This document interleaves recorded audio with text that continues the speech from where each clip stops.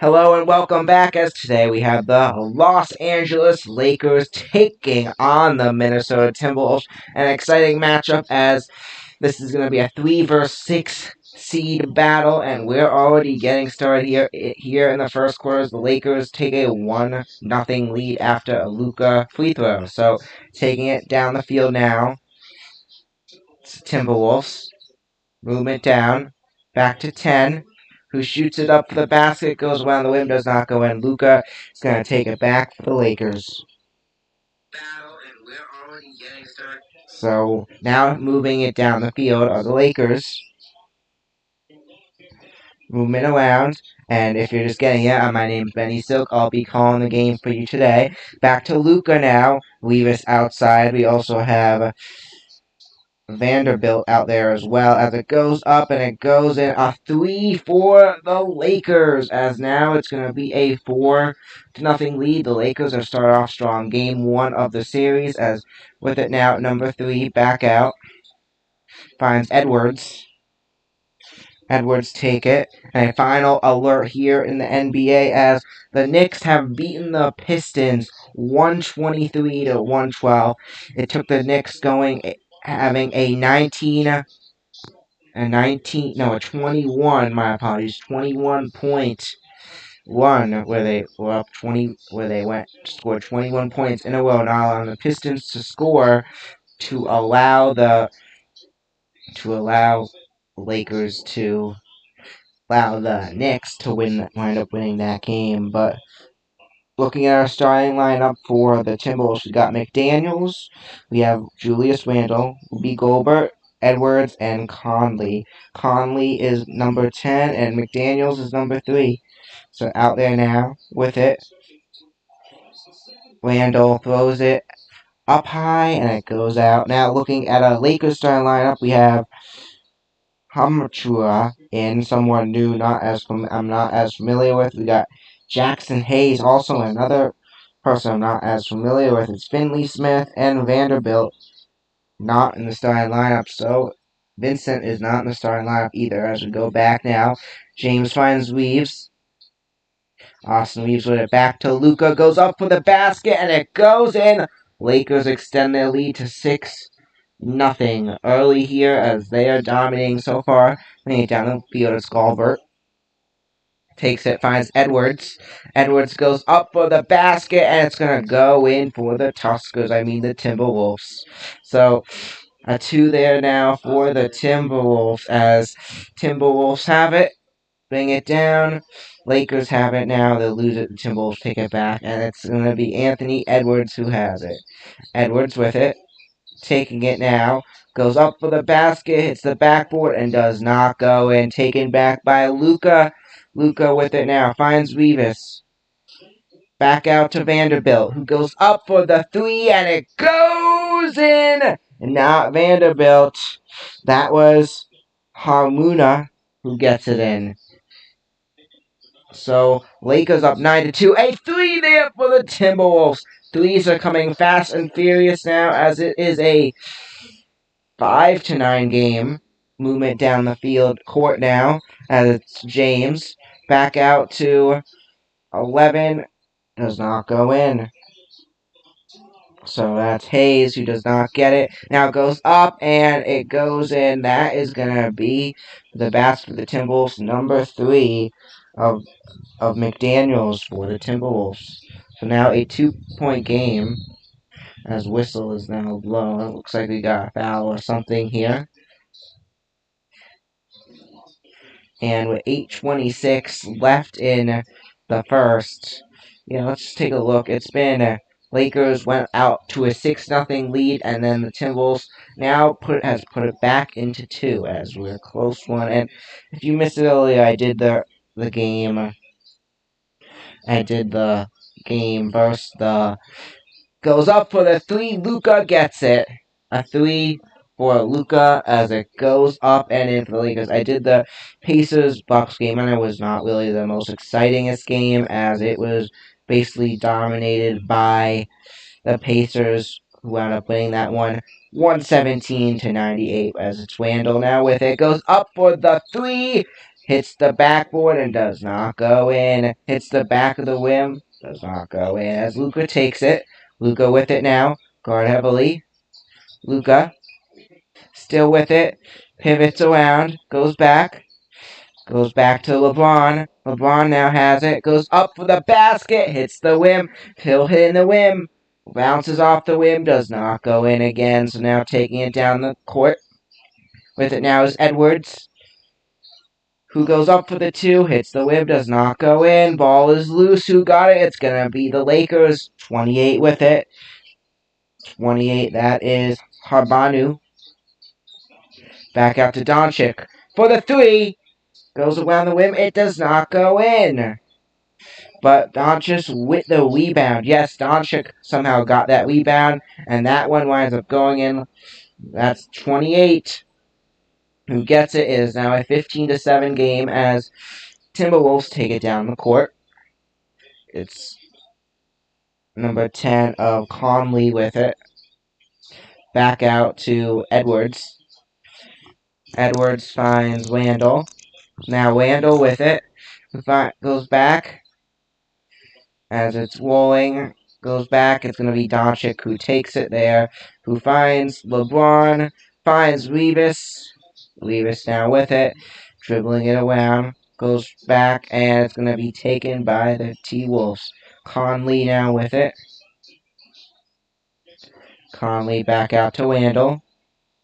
Lose it. It's going to be taken back by LeBron and the Lakers as 6:14 left in the first.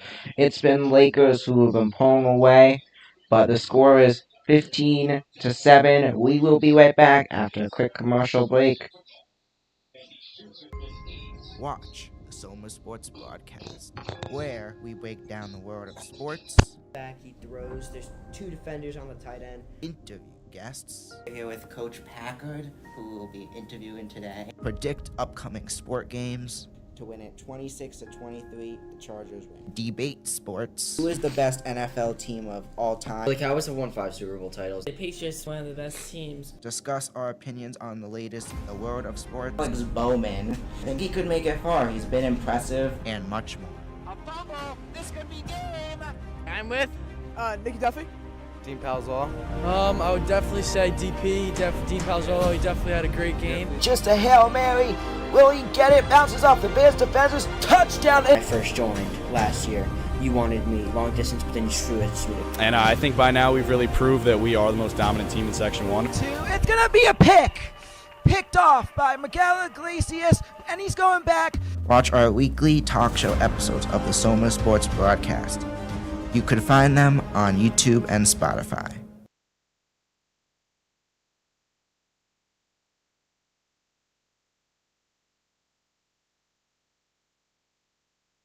And welcome back, as it really has been a dominating day by the Lakers early, pulling up 6-0, but the Timberwolves still kept it in it, got into making it a 9-7 game, but then the Lakers now on another 6-point run. So, yes, 6-point run for the Lakers, multiple ones today, and we'll see what Lakers are going to come up with. But as we wait, let's just take a look at the other games that have happened today. So the other one that I haven't mentioned yet, really, was in overtime, and it was the clip between the Clippers and the Nuggets, and it came down right to the end where in overtime, where they fouled it, and Jokic got the free throws, shot the free throws, make it a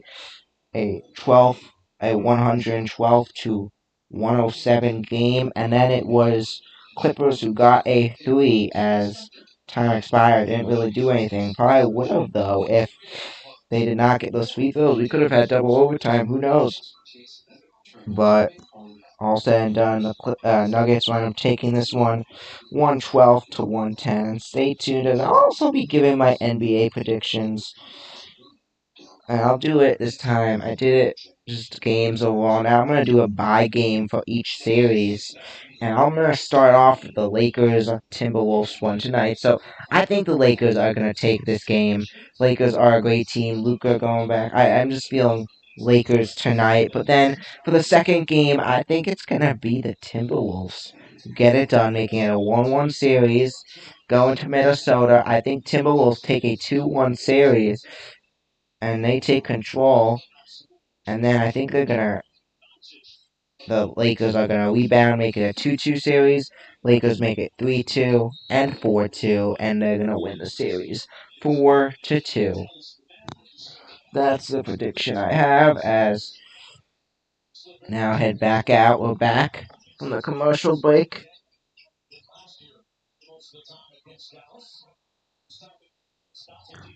As it goes flat down the court. With it now is Edwards. Goes back out to DiVincenzo. And it does not go in. DiVincenzo shoots the three there, and it does not go. So now with it, the Lakers goes up for the three. Number 28 of Vanderbilt does not go. It does not go in. So now with it, DiVincenzo. There goes DiVincenzo down the court. Back to Edwards, who goes back to DiVincenzo, who goes back to Edwards. Edwards lose it, but able to get it back. Here goes Edwards, going for the basket. It got blocked at the rim. It does not wind up going in, and then the whistle and flag is blown as it does get blocked at the rim there. But Edwards goes for it, goes around 17, and he goes up. Does not go in. Just looking at that again, a great block by the Lakers there to show up on defense. And the Lakers are a good rounded team. They have a lot of players I feel like they have stepped up this year. But now look at it again. We got Edwards, who goes up there, and it's a great block by Vincent. Vincent, a player that used to be on the Heat, and it looks like there's gonna be a timeout called. But yeah, Gabe Vincent, player that was on the Heat, and he was great. He was big in there, one of their ones. I don't remember which one, but he was big in one of them. But we'll be right back in a moment after a quick break.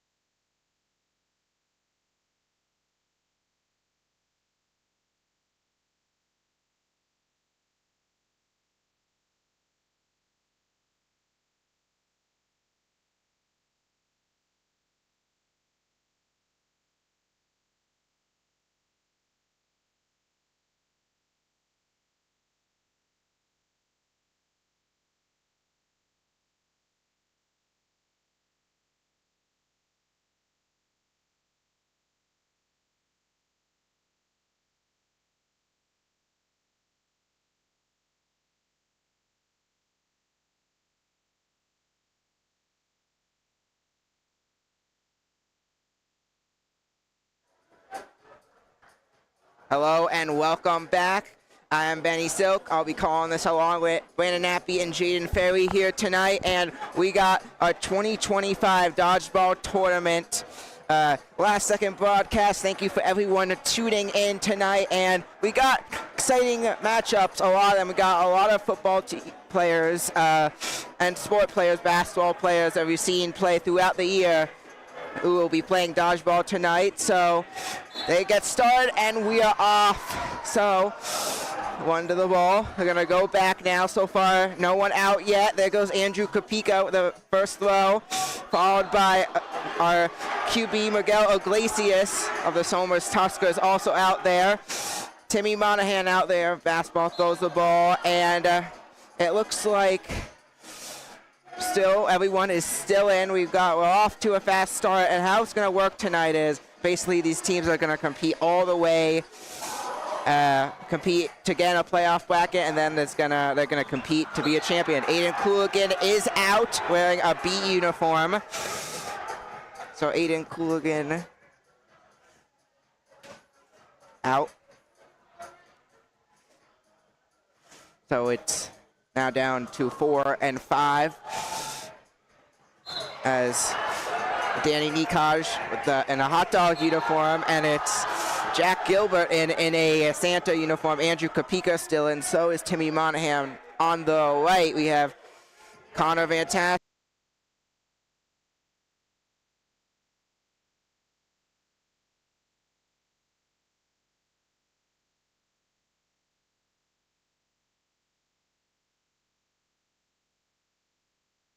Welcome back as we are now heading down the field. So with it now, it's Edwards.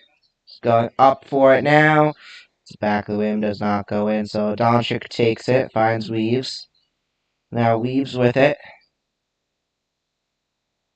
Austin Weaves bringing it down the field. Rolling around, goes up with the three, hits the back of the rim, does not go in. Timberwolves are going to take it now. Movement for the T-Wolves as it's coming around. Goes back up for the three. It goes up, it goes in. That was number 3 who went up for the 3 there of the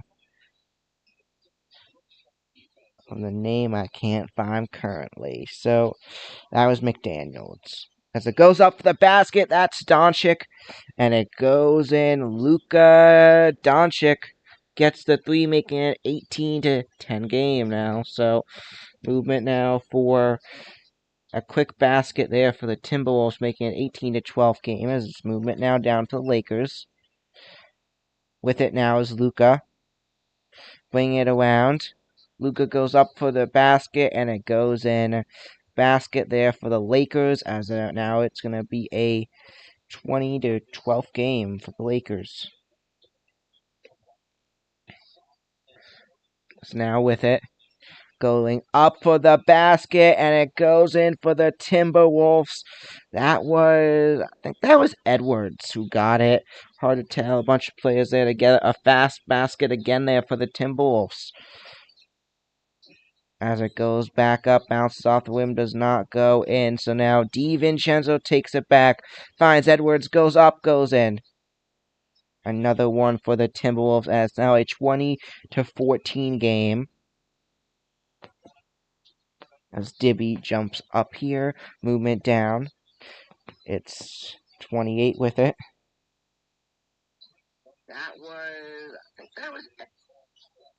It's moving around, goes up for the basket, goes around the rim, does not go in again. Timberwolves now trying to make it a closer game, currently down by 6. Movement around, it's Edwards. Edwards goes up, it goes in for the basket. Now a 20-16 game.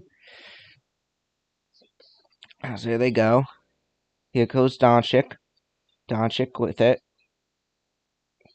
Goes back out 28. Back to Doncic for the 3. I feel like he's gotten multiple 3s today, but this one does not go in for the Lakers as it is gonna.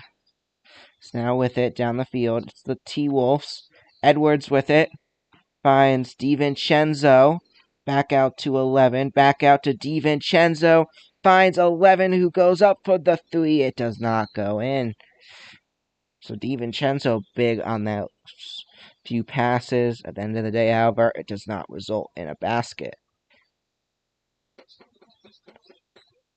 So it does not go in, and DiVincenzo takes it back.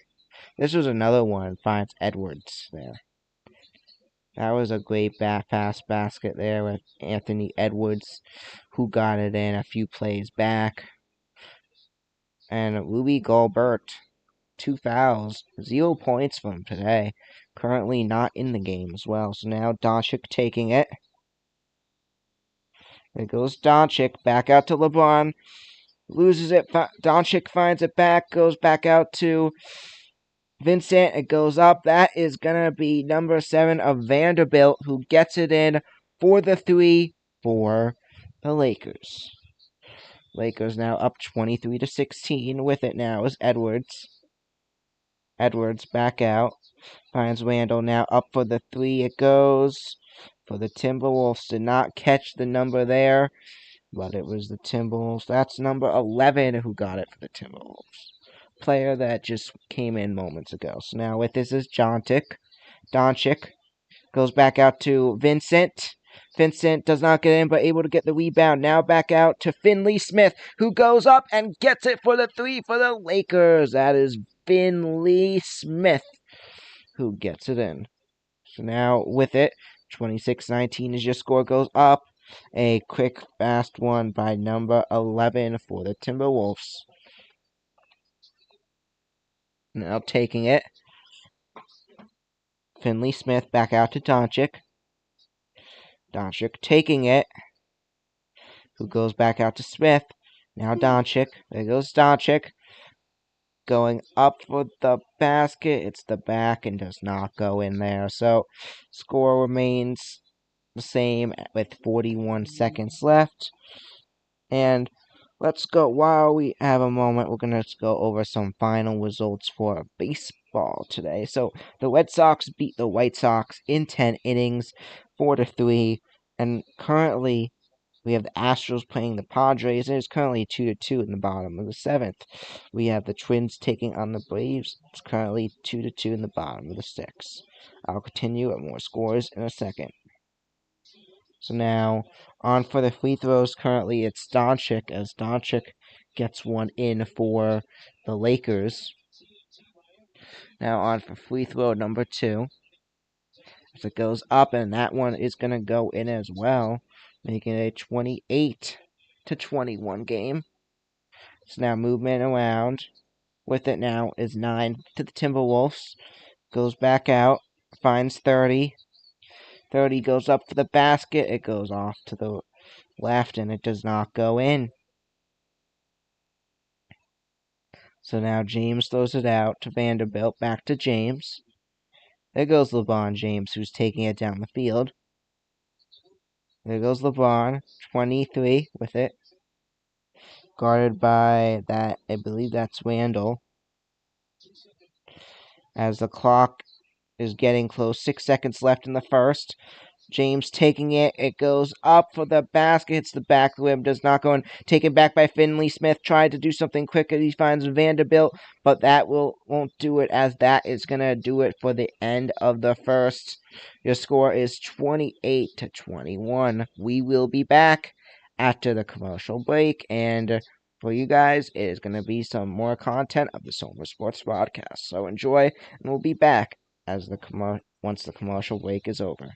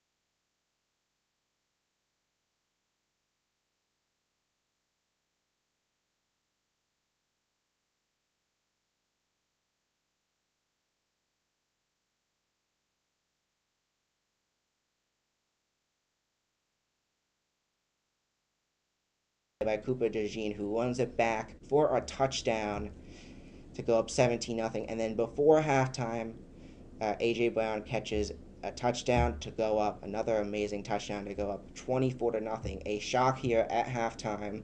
And third quarter, Eagles go up 27-0. This would be the biggest comeback if the Chiefs are able to pull it off in Super Bowl history, passing the 28-3 comeback. But then the Eagles, I think this is what sealed it. The Eagles getting the touchdown. Jalen Hurts throws to Devontae Smith to go up 34-0. So Eagles just dominating the Super Bowl. A great performance by the Eagles. And then Mahomes, the Eagles defense gave up a little bit. Mahomes, Xavier Worthy basically was the whole next drive. Xavier Worthy got the touchdown. They went for 2, did not get it. Eagles kick a field goal, then they kick another field goal, so it's 40-6. Eagles have basically won the game. Chiefs score 2 more touchdowns. One goes to DeAndre Hopkins, another amazing touchdown to Xavier Worthy, and get the 2-point conversions for both those touchdowns. But the Eagles are going to take it 40-22, and with that Eagles victory, that's going to prove that Somers the only real football team that can three-peat. Now let's take a look how everyone did on their Super Bowl predictions. Well, I'm going to go with the Eagles because I will always be a Saquon Barkley fan. All right, big Super Bowl Sunday coming up. I'm thinking Philadelphia Eagles by a score of 27-24. I think the Eagles are going to win by a score of 21-17. I think the Chiefs are going to win the Super Bowl 21-7. I have the Kansas City Chiefs beating the Eagles, and the final score is going to be 27-24. I'm going to say Eagles 24, Chiefs 17. My prediction for the Super Bowl is the Kansas City Chiefs 35, the Eagles 28. Chiefs 34-24. I'm going to go with the Chiefs, and that's because I don't like anything from Philadelphia. I'm a Met fan. I can't like any Philly team. And my Super Bowl prediction for this year is the Eagles beating the Chiefs 27-24. Personally, I think that the Eagles are going to win. I'm tired of the Chiefs always winning. I think the Chiefs are going to win because the NFL wants them to win, and I think it'll be 31-28. I dislike both teams intensely, but I'm going to go 30-27 Chiefs. I think the Chiefs are going to win Super Bowl 59. Chiefs win 32-27. I think the Chiefs are going to win. Kansas City Chiefs, final score 28-24. Chiefs win 28-14. I'm going Chiefs. Once the Bills are out, hoping for Mahomes to have a third. Seems like a good guy. I think the Eagles are going to win the Super Bowl. Yeah, so for the Super Bowl, I do have the Eagles coming out on top, depending if the Chiefs can stop the run game. I have the Eagles coming out on top 35-31. I have the opposite. I have the Chiefs winning 42-31. Again, field goal range to win 33-30. I have the Chiefs taking it. Alright, so a lot of rights, a lot of wrongs. Most of the people got it wrong, however. So Eagles surprising most people like they are. But now let's get on to the player of the game for the Super Bowl. Jalen Hurts won MVP in real life, and I do agree with that. He had an amazing performance, and I think he definitely deserved that award.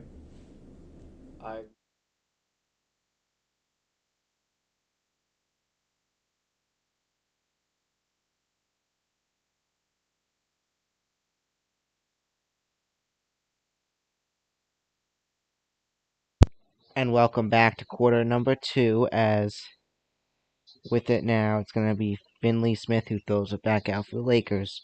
Finds Reeves. Reeves with it. Reeves goes up for the basket, and it's going to go in.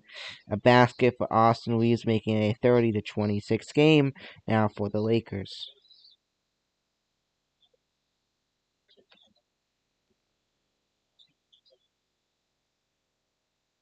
As now taking it. Goes around the rim, and it's going to go in now. A 28-30 game as the Timberwolves get it in. So now taking it down. Here goes Reeves. Just the back of the rim does not go in. 11 with it now. Finds 10. 10 goes back to 11. Goes back around. Goes back out to Randall. Randall with it, goes back, and a big basket there for the Timberwolves. And folks, Timberwolves with that basket, that was number 11. They are going to take the lead. A great few minutes for the Timberwolves now as movement down the field for the Lakers. It's Weaves back out to LeBron, who shoots the three, hits the rim, does not go in. 30-31 is your current score as it's movement down a big basket, a far one there, winds up not going in. But 33, but then they get the rebound, and that is going to go in for the Timberwolves. 33-30 is your score, as the Timberwolves have had a 7-0 1 the last minute and a half, and were second. So, Timberwolves have been really working together. 11 has been doing a lot for the Timberwolves tonight. Let's see if I can get a name for you for that. Yeah, number 11, that is going to be Weed. Gets it.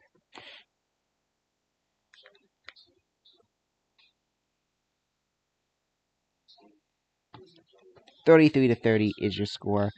We take another quick commercial break.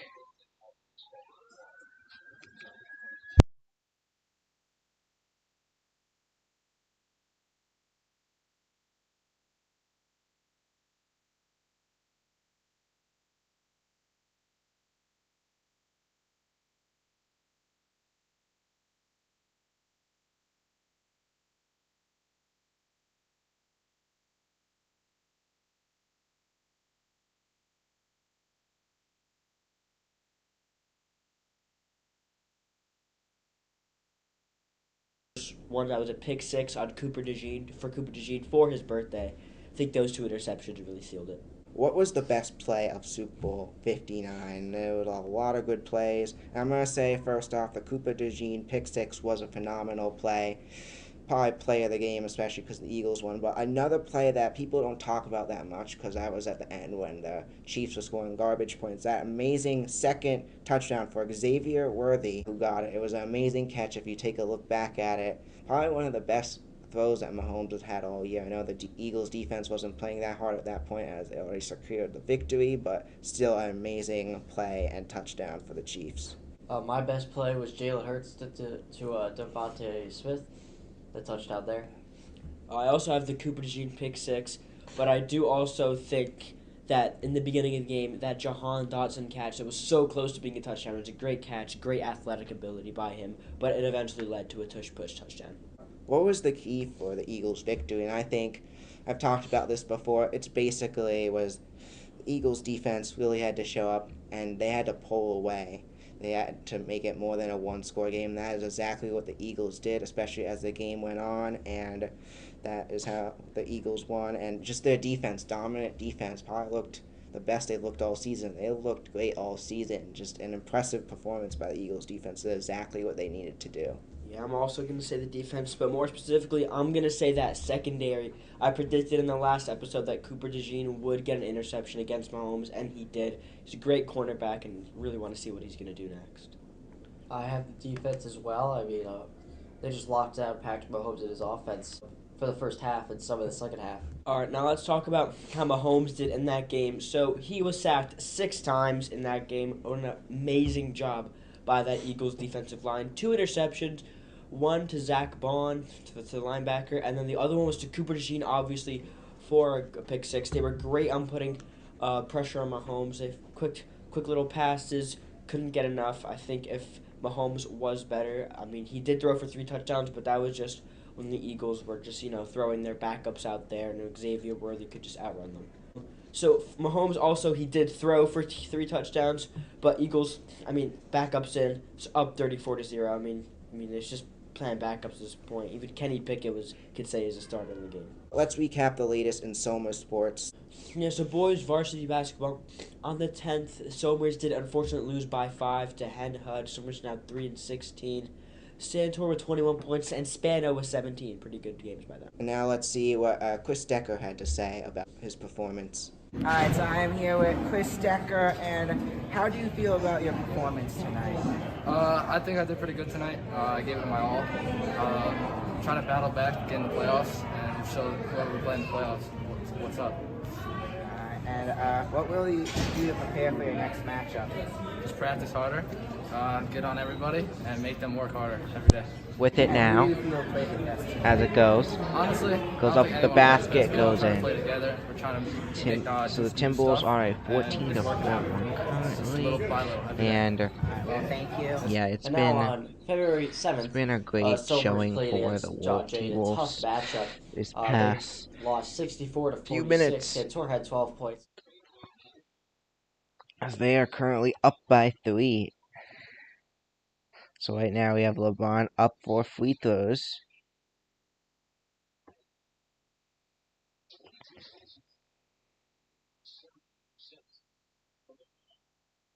First free throw is up, goes in for the Lakers. So 33-35 is your score currently. I'm going to take it down. Lakers having Larry Bird to 35. Riley Hurst goes back around, goes back to 3. McNichols goes back out. Goes up for the basket for the Timberwolves. Hits the back of the rim, does not go in. Taken by 11 of the Lakers. Going back now, Lakers with it. Going up.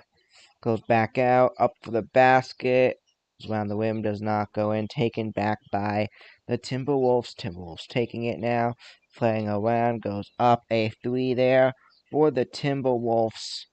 Now a 5-point game.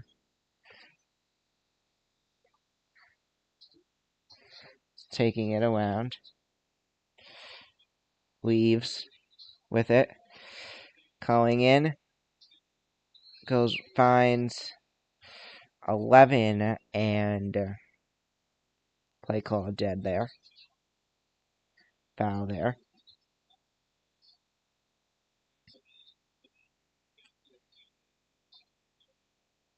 So after that, it's going to be 5-point game. On for the free throws for the Lakers is going to be number 11.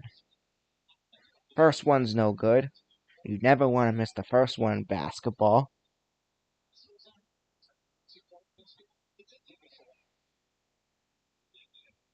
Now on for free throw number 2, number 11 again.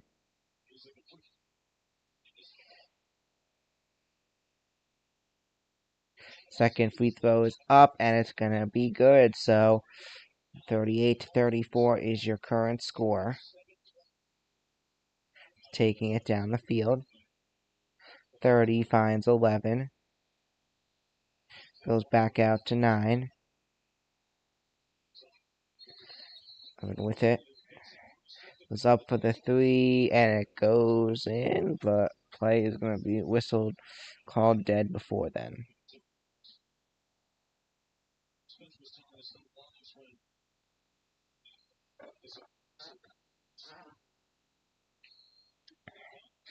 Ball goes up, it goes in there, so Timberwolves extend their lead, making it 39 now.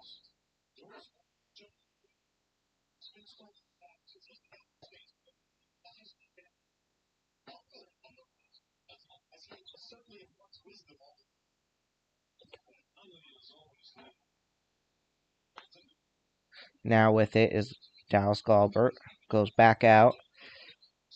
With it now, back out to 9, who goes up for the basket, hits the rim, does not go in. Ball's going to roll out of bounds.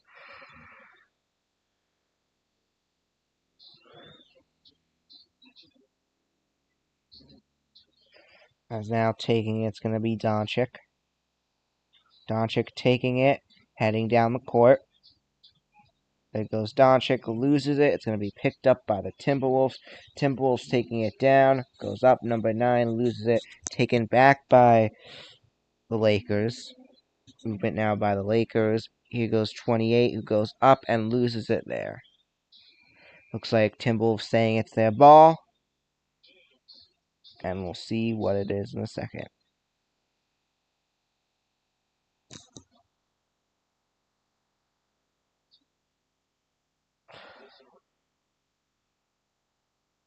LeBron James not able to get it in after a block. What a block by the Timberwolves there. As now Edwards has it. taking it down the field.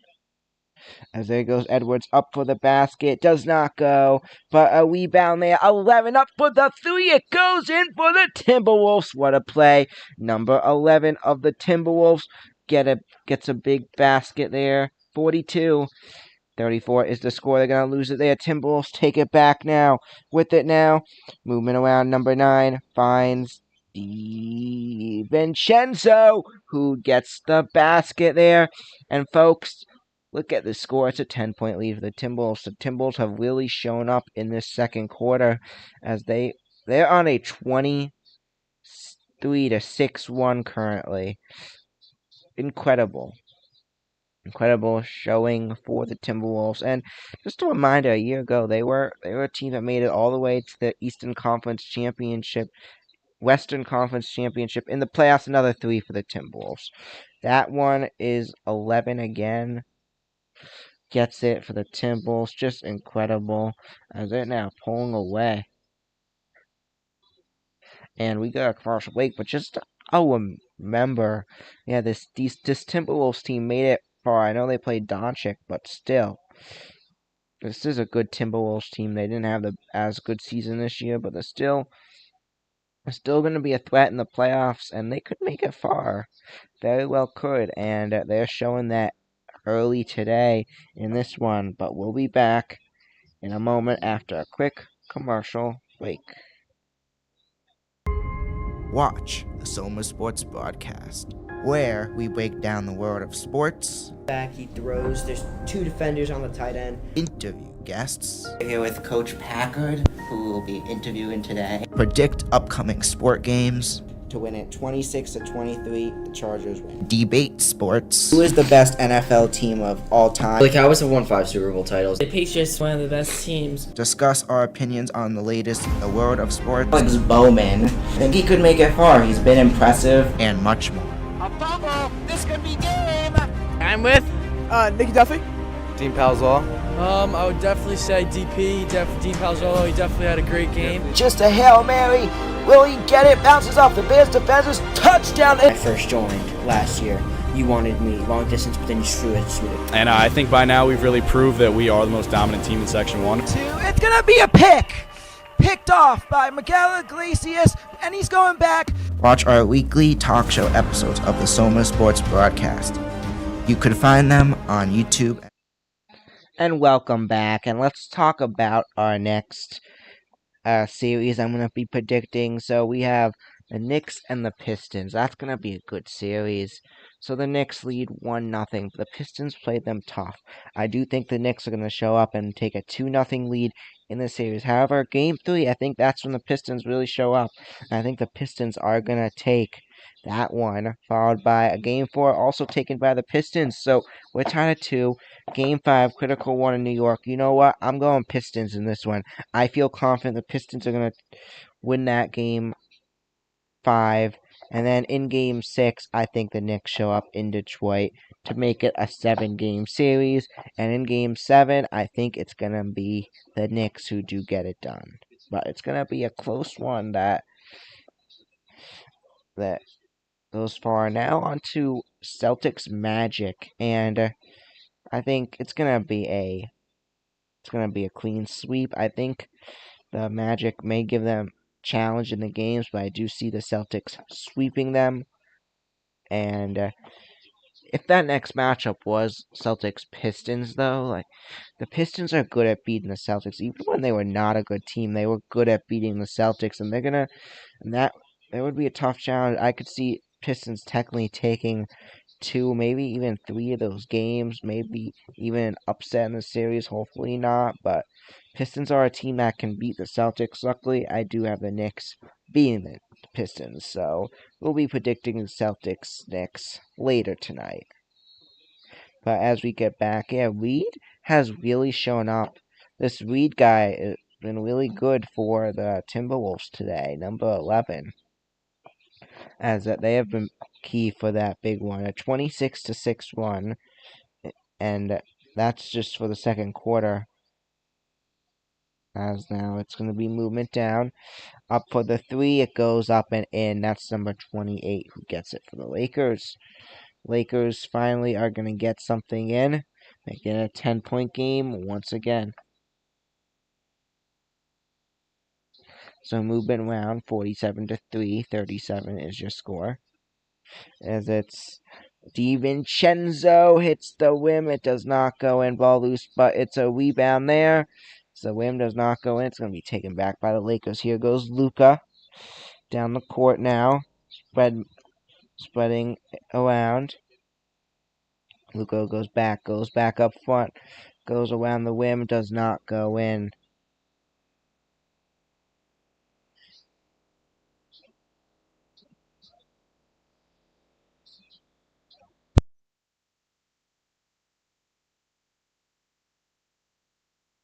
So Doncic now heads to the free throw line, and let's see if he's going to be able to get these in. But he's been pretty good at the free throw line. Some easy shots there, as there goes Doncic up at the free throw line there. And it's difficult to always get it in at the free throw line. It's like right in front, but still always difficult to always get it in. I feel like most players, it's like expected that you get it in, so when you don't, it's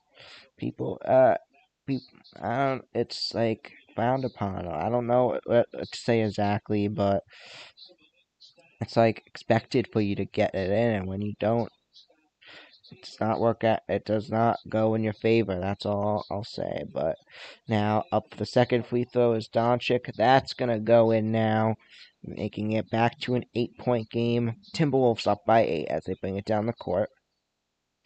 Number 9, back out. DiVincenzo loses it. Number 9 picks it back up, goes underneath to, I think that's 11, still in play. As it goes up, goes around the rim, does not go in. Number 11 with the shot there. And it's going to be a foul. It's going to be first one of the night against the Lakers, as 4:09 left in this one. And it's got to be some type of playoff thing that Lakers start off slow there, but goes around, bounces off the rim, does not go in there. As it's a free throw, it does not go in. Yeah, like I was saying, free throws kind of expected to go in at this point, but that does not go in there.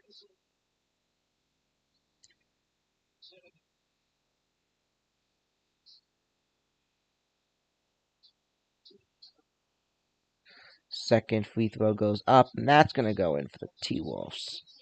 So 48-39 is our score. And stay tuned, as at halftime, I'll be recapping the first half, mainly a little bit about what happened, and then I'm going to be playing a random episode of the Soma Sports Broadcast, so you can get a little taste about what the Soma Sports Broadcast is, and I'll be back for the second half. So now taking it's Halliburton. Not Halliburton, DiVincenzo. It goes back to Edwards. Edwards with it, goes back out. Here goes Randall, who finds 11, a read. It goes up and it goes in. A 3 there for a read now, as it's now going to be a 51-39 game. So they bring it down the court now. There goes LeBron, goes up for the basket. Quick basket there for the Lakers, as it's going to remain a 10-point game. So you now take it. Edwards back out to Randall. Finds Edwards, goes up for it. It does not go in. Anthony Edwards and Randall passing to each other a few times there, and it does not go in.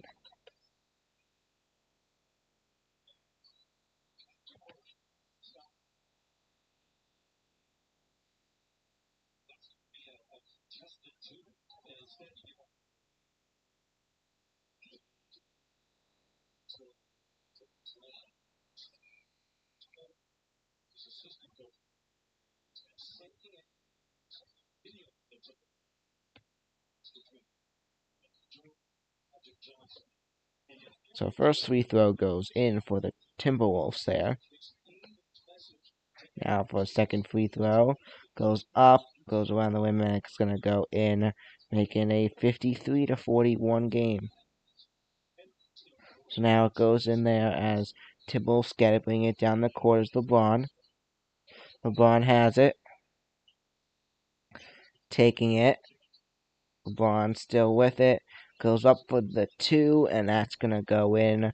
LeBron James gets it, making a 10-point game now for the Lakers. Lakers down by 10 currently as Randall takes it, finds DiVincenzo. DiVincenzo up for the 3, bounces off, does not go in. Loose ball picked back up by McDaniels, number 3, guarded by Doncic, however. Trying not to allow it, and whistle blown there. It looks like we're going to have, I believe it may be a timeout. It's going to be a foul against Doncic, actually, is the call. As, yeah, that is a foul. Movement, grabbing in front. Try to stop him. That is something not allowed in the NBA. That's going to be Edwards who takes it. Edwards with it. Goes back out for 3. That's Randall, and Randall's 3 goes up and in. So the Timberwolves are now going to take a 13-point lead as they now bring it down the court. With it now is Doncic. Movement for Doncic. Doncic back out to James, and is going to throw it out of bounds.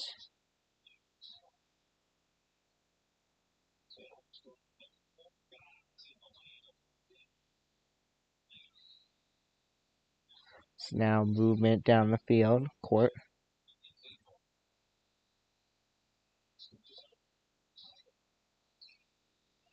Movement goes up for the basket, hits the back rim, does not go in. So now with it is going to be Reeves. Goes back out to Doncic. Doncic now with it. Doncic goes up, goes around again, and that does not go in as well.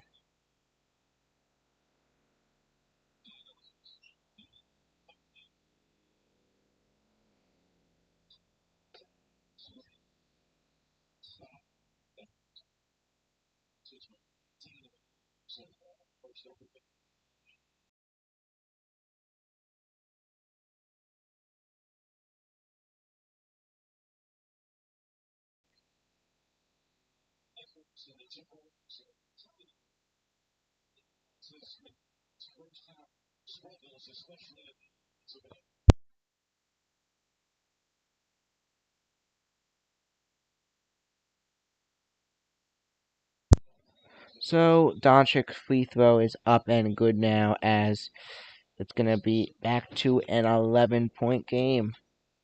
So with it now, Timberwolves bring it down the field. Coming around, Edwards.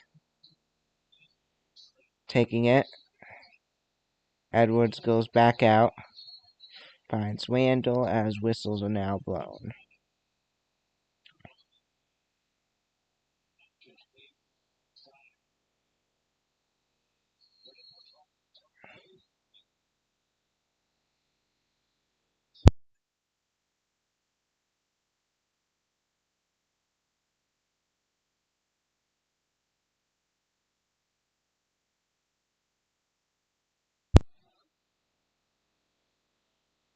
So now with it, it's Doncic. Taking it down the court now. Here goes Doncic. Movement around. Doncic with it. Goes back out to Reeves, who goes up for the basket. Hits the rim, does not go in. Now it's going to be James who takes it with the rebound. 47 seconds left in the first half as it goes back out to James. Goes on top of the rim, and James, is that going to count? Yes, it will. LeBron James with the basket there as it goes up and in now, as the Lakers make it a 56-47 game, working together there. And yeah, having Luka and LeBron together, yes, West of the Lakers aren't the amazingest team, but having both Luka and LeBron together is just a phenomenal duo all out. Maybe 2 of the top players in the NBA that still play, like 2 top all-time current players, like the 2 top players in history that still play that. Yes, LeBron's not as good as he used to, but of all time, those are probably the 2 best players, 2 best all-time players that still play currently today, if you get where I'm coming from. Also, we could throw Jokic and Tatum up there and Giannis, but I feel like those two are really the two best, and on the same team as well. So this is not a team to play around with. This is going to be a good team and a threat that could take it all still, but at the same time, they don't have the playoff experience together, and they're still a new team together. As we're seeing a little bit tonight, so it's going to be a rough go for the Lakers, but we'll see if they're going to be able to get it done. But the Doncic addition, I think, is going to help them tremendously for years to come. So 4.6 left in the first half. As we're probably just going to have maybe try to get a quick shot for the Lakers or just a one-off. Timberwolves with it. Clock goes down to 2. Up for the 3. Wow, DiVincenzo gets the 3, the far 3. As we head into halftime, that may be the play of the game. And folks, as we head into halftime, let's recap the first half. Yes, I'm just going to say play a game first. That DiVincenzo 3 to end it and bring it into halftime. It was a third of the court shot off to the left 3 there, and DiVincenzo, the play of the game, gets it as it leads the Timberwolves into halftime, leading 59-48. And yeah, let's just recap. So we started off the Lakers pulling ahead 6-0. They went on. Timberwolves made it closer within 2, then the Lakers made it a 15-7 game, but then throughout it was slowly and more slowly the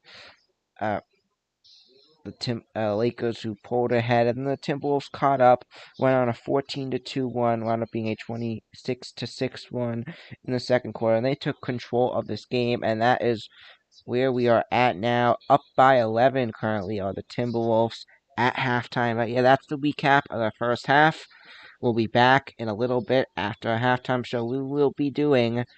And at halftime, it will be Season 3, Episode 8 of the Soma Sports Podcast. A cool episode where we got to interview players from the New York Giants in this episode. And we had some great other topic conversations about sports as well. So enjoy, and we'll be back after the half. For you is, what position do you play and why do you choose that position? Let's start. I play left tackle, and honestly, the left tackle chose me. I didn't choose that position. I was a bigger kid growing up, and that's the position they put me at. Very cool. And what is your most proudest moment in your football career? So far, I would say our playoff win a few years ago. I think that was 2022. That was a great experience for the Giants. Yeah, most definitely. That was a great win. And what is one NFL player you look up to and why? Growing up, Ray Lewis was somebody that inspired me, just the way he approached every day, the way he worked hard. When I was really young, I used to play defense too, so I love how he played linebacker and approached the game. And what is the toughest challenge you have faced in your career? I would say this upcoming year, this is my first time having a surgery of this magnitude, so it's definitely going to be a challenge for me, but I have my mind on right. I'm going to do everything that's necessary to get back for the season. And finally, how do you feel about the Jameis Winston signing yesterday? I'm excited. He's a great player. I think he brings leadership characteristics to our team, and he obviously has a great personality, so I think he'll be good for our locker room. All right, thank you so much. I'm here with Tyler Nubin of the New York Giants. So we just want to ask you a quick question. Is that all right with you? Yeah, for sure. All right, first question. When and why did you first start playing football? Man, I first started playing football when I was like 6 or 7 years old, and I just knew I loved it. I just remember, watching football on Sundays with my dad on the couch, and just wanting to play. And so he put me in football, and ever since then, the rest is history. All right, man. And the second question I got for you today is, what is your favorite NFL team when you were growing up? I grew up in Chicago, so it was the Bears. That's nice. So also, my final question that I got for you today is, when you were growing up, who was your favorite NFL player to look up to that you respected the most? Ryan Dawkins. I just like how he played, his energy, and he was mean out there. All right, well, thank you for letting us interview today. Yeah, what's up, man? So I'm here with Jimmy Morrissey. And the first question I have for you is, what position do you play and why did you pick this position? I play offensive line, and it's the only position that I could play growing up because I was a big, chubby kid. All right, and what team did you grow up rooting for? I grew up rooting for the Steelers, and then I was kind of a fair weather fan. I liked the Eagles the older I got, so I like the Pennsylvania teams. I wasn't really a diehard team fan of anyone, but it was probably the Steelers. Very cool. And what is the most difficult opponent you have faced in your career and why? It would probably be our very own Dexter Lawrence. I've never played him in a game, but he's the most impressive defensive tackle I've ever played against. Yeah, most definitely. And what is your favorite sport outside of football? Probably golf. I love to play golf, and it's something I can do when I'm older. But growing up, it was baseball. And finally, how do you feel about the Jameis Winston signing? I'm pumped about Jameis Winston. I met him the other day. He seems like a great guy, and everybody that's played with him says he's an awesome teammate. Very cool. And one more thing, could you just talk about what teams have you been on in your career, like from college and your path to the NFL? So I played for University of Pittsburgh in college, and then I got drafted to the Raiders. I never actually played a game for them, and then I played for the Texans, and then now I'm with the Giants. Very cool. Well, thank you. Yeah, of course. Thank you. Julia Schmidberger. And in flag football, what position do you play and why? So I'm a wide receiver and safety, and I mostly play it because I'm really apt with my hands. I'm a goalkeeper, so it kind of came naturally to me, and so it's always come really naturally to me, and I find success doing it. So. Oh, very cool. And what does this event, the football jamboree, mean to you? It means so much to me. I've been with this program since the pilot years when there was only 8 teams in Section 1. We were the only people playing in New York State. And, it started with about 50 girls on that field, and today we're going to have over hundreds. And it just means so much to me because my coach, Coach Katie, she's worked so hard to bring this program to fruition. And I really think that it shows that girls can play football too. And, we're really good, and it's nice that we can showcase in front of the Giants, in front of colleges, and that so many sponsors are supporting us. Yeah, most definitely. It's great to see how far this program has come. And what are your thoughts about having the opportunity to meet the New York Giants each year? Oh, it's so cool. I mean, I get to tell stories about meeting them, and I've gone to their summer trainings, and I've done their college showcases, and it's so much fun meeting them. I just remember I've met Daniel Jones twice, and I've met Saquon Barkley at their summer trainings, and it was just so, I don't need to play for the Giants anymore, but it's just such a surreal experience to see what hard work and dedication get you. And if you had to pick one station, what's your favorite station here at the Jamboree? Oh, station? As a wide receiver, I'd probably have to say the passing station. I love running routes, but as a safety, definitely interceptions. I had quite a lot last year, and it's probably one of my favorite things to do. All right, and what do you look forward for the most this season? This season, I look forward to playing, my last season with my friends. I mean, I'm a senior. I just want to make the best of it, and I've played with these girls, some for 3 years, 4 years, 2 years, and they truly are my best friends, and I couldn't ask for a better team, so I'm definitely looking forward to, winning, but, finishing out my 4 years here with them. All right, well, thank you. Thank you. We are here with Amanda Dustin for the Somers flag football team. So we have a couple questions for you. So first question, what is your main position you play? I've played blocker in the past, but I think I'll get a shot at receiver as well this year. All right, so what do you think this whole jamboree, what does this really mean to you as a player? It's just a great way to bring the whole flag football community together to grow our program, bring more awareness to it, and make friends and have fun. Also on this, what are your opinions or thoughts on the New York Giants coming here? Oh, I think that's so awesome that they come here every year and come to support us. It's a really good way to bring awareness to our program. All right, and what is your favorite station here at the Jamboree? Well, I always like the offense station where we catch the balls, and then it's and also the obstacle courses are cool as well. What was the main reason you started playing flag football to really get into the sport? Well, I've always liked football. Football's always been a big thing in my household. So when there was flag football at the high school, I thought it'd be a cool opportunity to join. All right. And what do you think your favorite thing to do as a flag football player? What do you think the most exciting thing is to do? I just like to play, and I like to be on offense and catch the ball and be aggressive. That's what, and also obviously team bonding, being with the whole team is awesome. Yeah. All right, so I am here with Ava Schmidberger. And what position do you play, and why do you choose that position? I'm a quarterback and a linebacker. Linebacker, I love the excitement of it, and you're constantly doing something rather than sitting back. And then quarterback, I love just being the person that's able to throw to someone and then they have their moment and get the touchdown. And I love the mental factor of it, knowing that I'm doing something that matters. Yeah, most definitely. And what does this event mean to you? This event, honestly, I've played flag football since I was in 6th grade, so it's really cool for me to see everyone here. We started out with 8 teams, now we're at 33 for Section 1, so it's really just a sense of accomplishment knowing that Katie, who I've known my whole life, has really been able to push her dream this far, and she keeps going. Very cool and impressive. And what is your favorite station at the Jamboree and why? My favorite station was probably practicing our offensive moves. I think it was the Yonkers coach. It was super fun seeing everyone try to do dips who hadn't done dips before, and it was just really exciting. And what are you looking forward for the most this season? Honestly, the team in general, because this is I've been on the basketball and I've been on other teams outside of school, and this team feels the most like a family, so I'm really excited to have that experience with everybody. All right, well, thank you so much. All right, I'm here with Isabella Goulart. and today we're going to be interviewing her. So I just have a quick couple questions for you. So what position do you play in flag football? I'm a running back or a wide receiver. What does this event at the Jamboree really mean to you? It's really fun, and it's fun to see all the other teams and bring everybody that plays flag football together and to expand the program. So what are your thoughts on having the opportunity to meet the New York Giants and talk to them? It was really cool, and it was nice to hear their feedback and words of advice for us. What do you think your favorite drill or station is here at the Jamboree? That's a tough question. Probably the interceptions ones.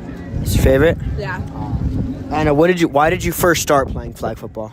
I started to play because it was really fun, and I've always grown up playing football with my brothers. So the fact that we have the opportunity to play as girls is really fun. And finally, what do you think the team could do overall to improve this off season? I think we could communicate with each other and really bond as a team to play better on the field. All right, well, thank you for coming out here. Nice to see you. So I'm here with Olivia. Kara. And what does this event mean to you? I mean, it just really shows how much this sport has grown. So I don't know, it shows how much the sport has grown and how much girls enjoy playing it and how much more it's gonna grow.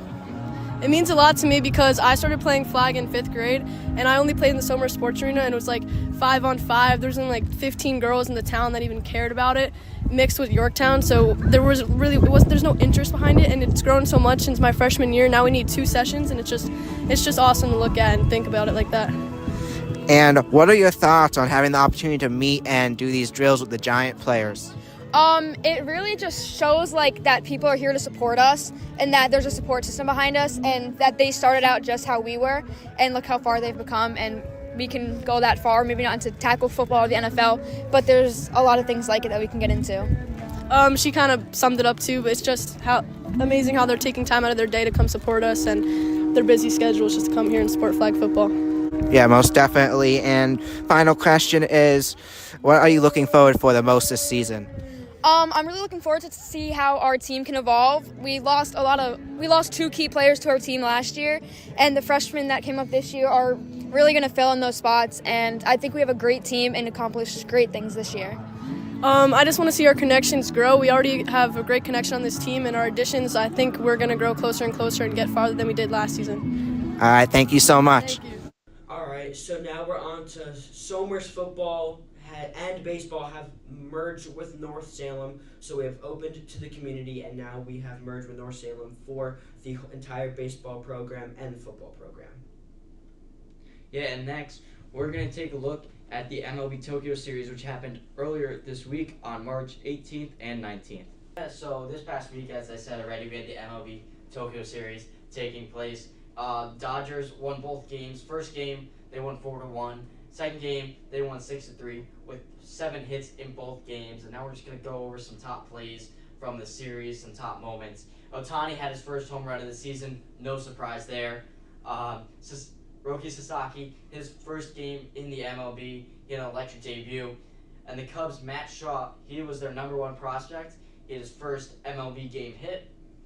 Rojas had a sliding backhand grab on a ground ball. He had a deep throw to get to throw out Matt Shaw for the final out on Wednesday's game. Kyle Tucker had his first Cubs hit in the 9th inning, opposite field, double off the wall. And Max Muncy became the 4th MLB player with a hit in 5 different countries: the U.S., Canada, Mexico, South Korea, and Japan. He joins Eduardo Alfonso, Paul Goldschmidt, and Xander Bogaerts on that list.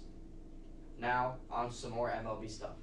And continuing on with our MLB theme, I want to ask you guys, how many wins do you think the Yankees and Mets will have in the 2025 season? I do like their schedule, but I do think they're going to have around 95 to 98 wins.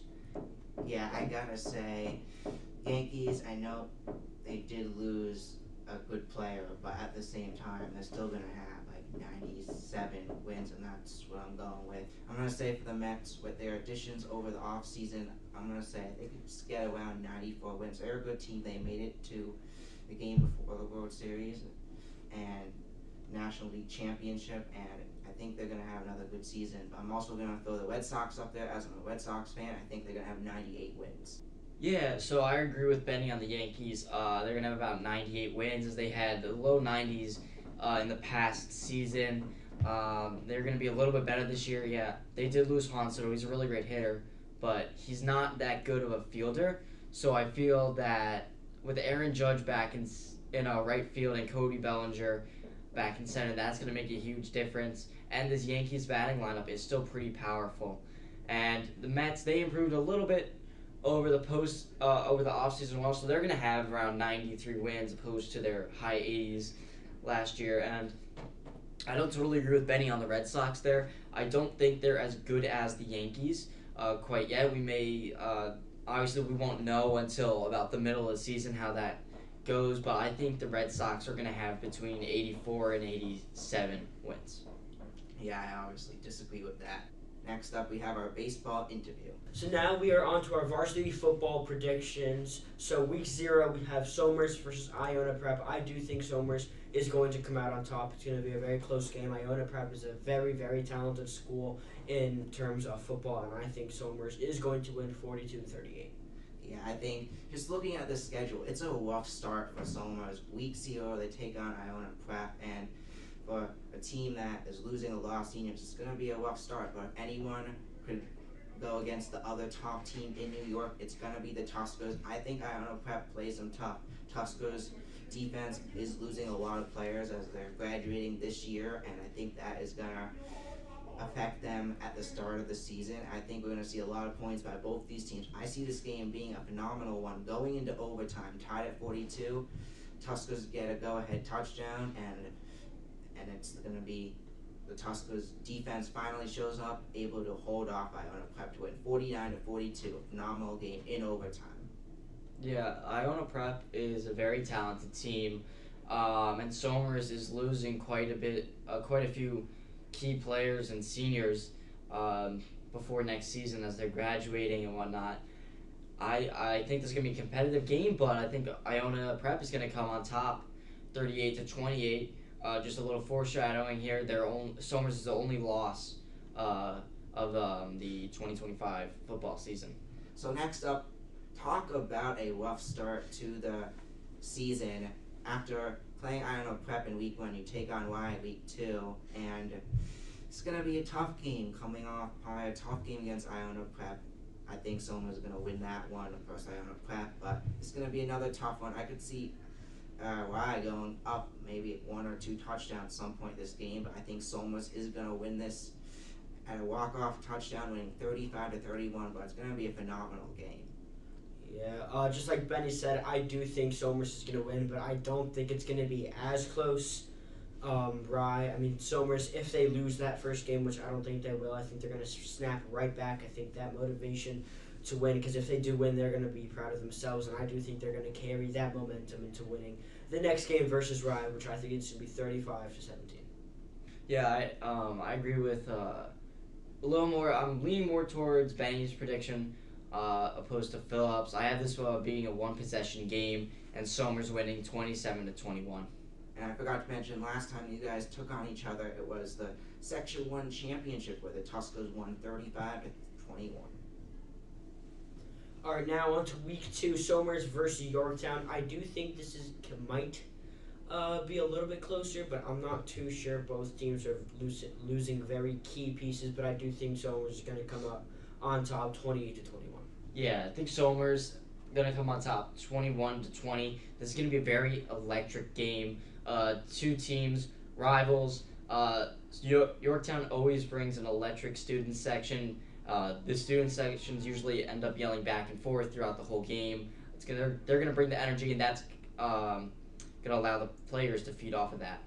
Yeah, and I think it's gonna be based on the first two matchups for the Tuska season. It's gonna make this Yorktown game a tougher game to win, just because they focused a lot on those two first matchups. And I think Yorktown's gonna give Somers a one for its money, but I do think Somers is gonna take this one. I think Yorktown is gonna lead for most of this game, but Somers winds up taking this one in a nail biter, 28-23.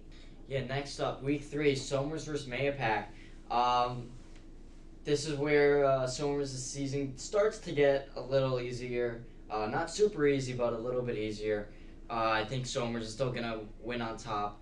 59-34, a very high scoring game for Somers. Yeah, I don't see that many points, but I think this is the game Somers is going to start to figure it out and start to pull away. However, I think they're going to win 34-21. I still see Mayapack putting up 21 points because Somers' defense still losing a lot of key players from last season, and I think that's going to allow Mayapack to put up some points, and it's going to prevent shutouts. I think it's going to make it close as well for a good amount of the game, but I see Somers eventually winning it, taking control, 34-21. Yeah, I have something similar to what Benny said, but I do have Somers putting up 8 more points. I do think this is a really, really great Somers football team. I think they're going to start swinging right back into it and win this game. Yeah, and just to mention, last time these guys took on each other was week 2 of 2024. Somers won 42-20, and that game was in Mayapack. This game's going to be the first home game for Somers this year. So now on to week number 4. We have Somers taking on Harrison. Last time they took on each other, it was the round 2 of the playoffs. Probably one of my favorite games I got to call. Came down right to the end on a fumble where Somers won 14-6, and I think we're going to have another nail biter. I think Harrison is going to give Somers a one for its money. Yes, we dominated against them in the first game of the season, but I think Harrison, especially Somers' defense not being as good, I think Harrison is going to make it a close game. It's going to come down right to the end, but Somers is going to take this one 17-14 in a nail biter. Game-winning field goal as well by Gavin Kelly. I do have Somers winning this. I think it's going to be just as close as it was last time. I think. So welcome back now. Apologize for the delay as I was currently finishing up a few things, including having my dinner, but now going up for the basket, goes in the rim and does not go in. And we're now back with it now.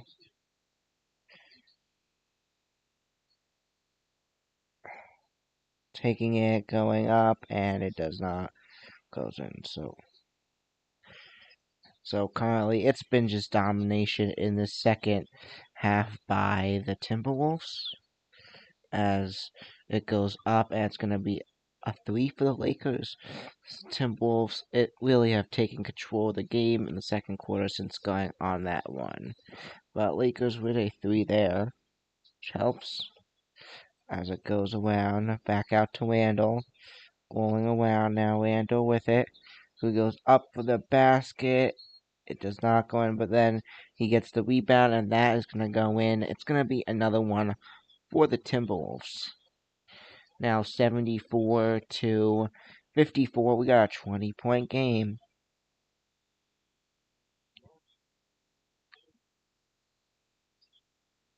It's really been a domination of performance by the Timberwolves, and since that big one, and it's really, Timberwolves have really showed up tonight and shown how they're going to be a threat in the playoffs. This is a good team. Yes, I know they didn't play the best. They wound up having 49 wins. Yes, they're a 6 seed. The Lakers are a 3 seed. Lakers only have one more win. They only have one more loss than the Lakers do. So these teams, I could say, are basically evenly matched. It really could be either or. Yes, the Lakers have Doncic, and I do think the Lakers are obviously favored, but the Timberwolves are shown tonight by that with why they're a team that could do it as Conley gets the 3 there for the Timberwolves, making a 23. It's going to wind up being more of a rout for the Timberwolves than it was for the Pacers earlier today, as Vanderbilt back out to Weaves, back out to Vanderbilt, finds LeBron, who goes up for the 3, short one there. So short there for LeBron as, see, so now Doncic with it, loses it. It's going to be picked up by Conley and goes up, shoots the 3 basket there. Now Weaves throws it back in, goes back to Weaves, finds Doncic. Doncic loses it. It's going to be taken back by Edwards. So Edwards with it. As now goes back to 3. McDaniels back to Edwards now with it. I believe that's 11. Who goes back, throws it right into Doncic's hands. Finds Weaves, and the whistle is blown. Play is called dead.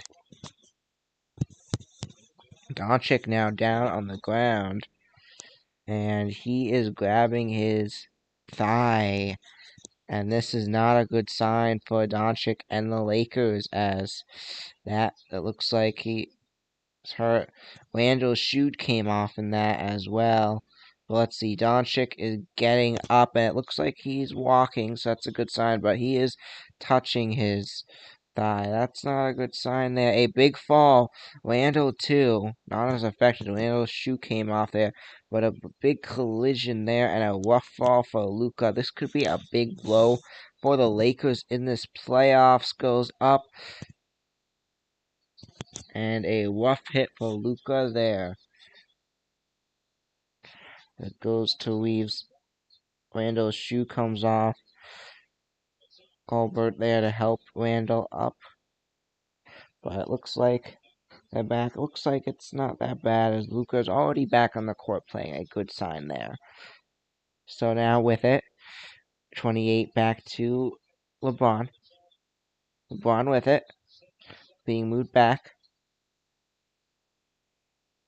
LeBron goes up, finds Vanderbilt, who goes up for the basket, hits the rim, does not go in, taken back. Now, Edwards goes up for the 3. Edwards' 3 goes in. 80-54 is your score. The Timberwolves have just come and taken control of this one, as now an 80-54 game. So here's LeBron. LeBron finds 28, goes up for the 3. It does not go in. So now Timberwolves taking it down. It goes up for the basket, hits the rim, does not go in. So now Lakers taking this one back. It's Doncic. And foul called somewhere there, and we'll see what this is on. So it's going to be taken down, teamwork, get it down the court. Edwards. And it's going to be, we'll see what the call is here. So it's going to be Weaves throwing it back in for the Lakers. Finds Doncic. Doncic with it. Doncic rolling, goes up. And that's going to go in for the Lakers. So Lakers finally get back on the board. 56-80 now is your score. Bring it down the court. Goes back out. 5:56 left in the third. So it goes around. Goes up, and it goes in for the T-Wolves. Timberwolves dominating this one now. So bring it down the field. It's going to be Doncic. Doncic with it. Doncic goes up. It goes back and in for the Lakers. 82-58 is your score. As now with it is the Timberwolves. DiVincenzo goes back. And now up for the 3. That's number 11. And that does not go in for the Timberwolves. Now Vanderbilt with it. I'm bad. That's Vincent.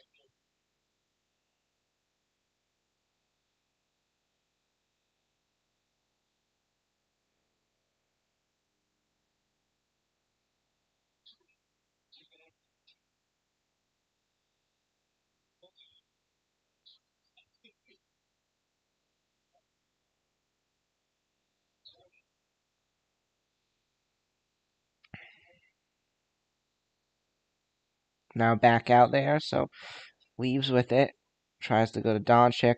Doncic gets it before it goes out of bounds, but that does not matter as the Timberwolves do grab it there as he tries to get back in. As Edwards goes up, Edwards gets the three there. Anthony Edwards has not done a ton tonight for the Timberwolves, but gets the three there. It's really been a lot of backward players. He's gotten 17 points, actually. He's had a good night, but it's really, there's been backup players like number 11 of Reed has been key for Timberwolves tonight. It goes up, goes in.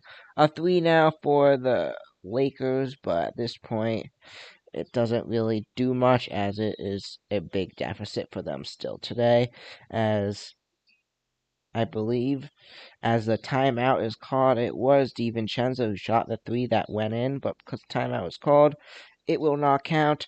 85-61 is your score. We'll be back in a moment after a commercial break.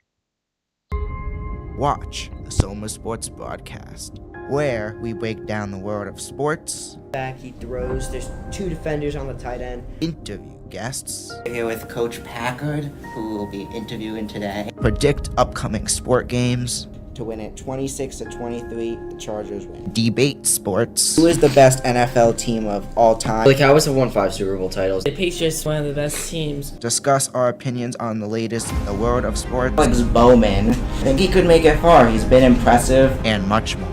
A fumble. This could be game. I'm with Nicky Duffy. Dean Palzall. I would definitely say DP, Dean Palzolo. He definitely had a great game. Just a Hail Mary. Will he get it? Bounces off the Bears defenders. Touchdown. When I first joined last year, you wanted me long distance, but then you threw it. And I think by now we've really proved that we are the most dominant team in Section 1. It's going to be a pick. Picked off by Miguel Iglesias, and he's going back. Watch our weekly talk show episodes of the Soma Sports Broadcast. You could find them on. And welcome back, as the next series I'm going to predict is the Thunder and the Grizzlies, and yeah, this is going to be a good series. The Grizzlies were like a top 2 or 3 seed, a good amount, or top 4 seed, good amount of the season. With it ended the season slope, they were pushed back to the 8th seed, and it's going to be, I don't know, but it's not going to be a good situation for the Grizzlies, as the Thunder are still a much better team. Yes, they were maybe number 2 to Thunder at one point, but the Thunder were still the 1 seed by far all season long, and I think possibly a sweep, maybe the Grizzlies get 1. It's going to be an ugly series. But the next series I'm going to talk about is Warriors-Rockets. Again, they possibly do that game tomorrow night as well. And the Warriors and the Rockets, I just think it's got to be the Warriors, because the Warriors have so much more experience than the Rockets, and they also have gone once before. In addition, they have Jimmy Butler, who's also gone once. I just feel like that team is built for a playoff formula to go far, and they're going to especially win against a team that has no experience in the playoffs, in the Rockets, for the first round.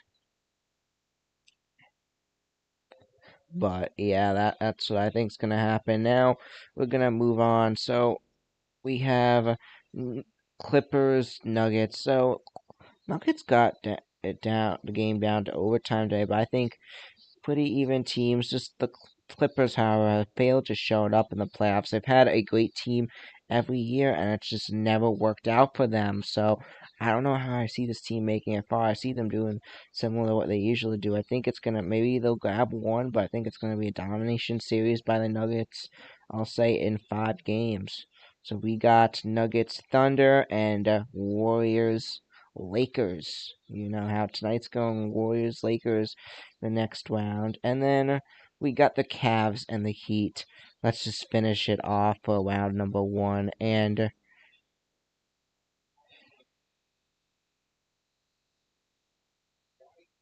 yeah, I think it is gonna be the Cavs who get it. I think the Heat are gonna play them tough. They do have playoff experience, but they don't have Jimmy Butler, and the Cavs are a much better team. I think it's gonna be the Cavs in 6 games. I think the Heat are gonna be a tough team, especially in the beginning of the series. As it goes back, Weed up for the three, goes in for the Timberwolves. Another basket for Weed. Weed has had the night, finding the basket multiple times as he takes it down now. Weed has had 20. McDaniels has had 21 for the Timberwolves. As it goes up, and it goes in. Two really unknown names doing great for the Timberwolves tonight. A three there for the Lakers. As they're rolling now. With it is Edwards. Edwards goes up. Basket deflected, goes back out for the three. Bounces off the rim, does not go in for the Timberwolves. So Lakers taking it back now. There goes Reeves. Back out to Vanderbilt. Back out now. Finley Smith with it. Finley Smith finds Doncic. Doncic back out to Vincent, who goes up for the three. Bounces off, does not go in. And now movement down. And the rule is for these broadcasts, if it goes up to a 30-point lead, I am going to call it a night and sign on off. So that is a rule for this. But right now, it is still only a 26-point lead. So I'm going to hang on here for now.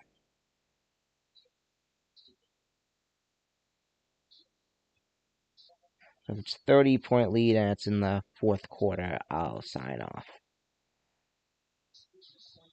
So in goes Edwards now as, let's see what happened. We may have gotten a big fall there as Edwards now heads back into the locker room. But with a big lead, they could probably be able to still win without him, so they're going to send him in. But yeah, holding his ankle, that is not a good sign for the Timberwolves right now. See, painfully is holding his leg and walks into the locker room. Anthony Edwards have had 17 points tonight. I'm expecting a step if the Lakers make it close again. That is gonna be game for him tonight. He probably will not come back. As they want to whisk into Conley back out with it now. Randall back out to Conley. Conley finds Randall, who goes up for the three. That's Randall. It's the backboard, goes on the rim, and does not go in. Almost set up to go in there, but it winds up not going in. So looking up for upcoming matchups tomorrow at 12:30 p.m. we got the Thunder and the Lakers, and at 3:30 p.m. we have the Celtics and Magic. Some exciting matchups to look forward for, but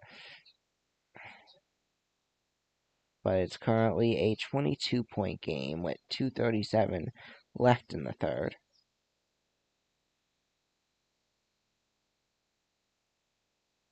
Now Reeves on there for the free throw.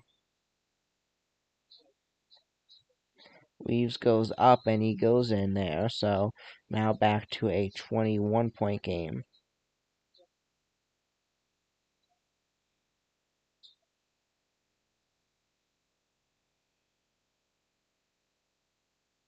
Now Reeves with it. Finds Doncic. Doncic with it. Doncic going. Goes up and it's going to go in. So Doncic makes it back to a 19-point game. And also, if it's a 20-point lead or more with 6 minutes to go, the same rules apply for the 30-point lead in the fourth quarter. So, for ending the stream, but now LeBron with it, goes up and it goes in.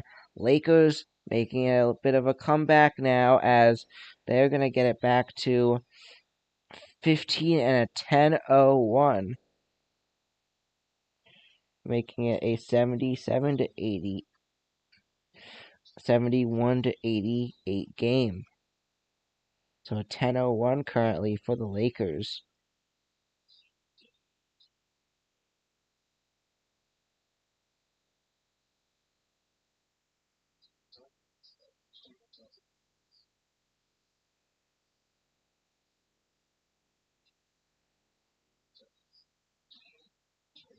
And we're going to take a quick commercial break, and we'll be back in a moment.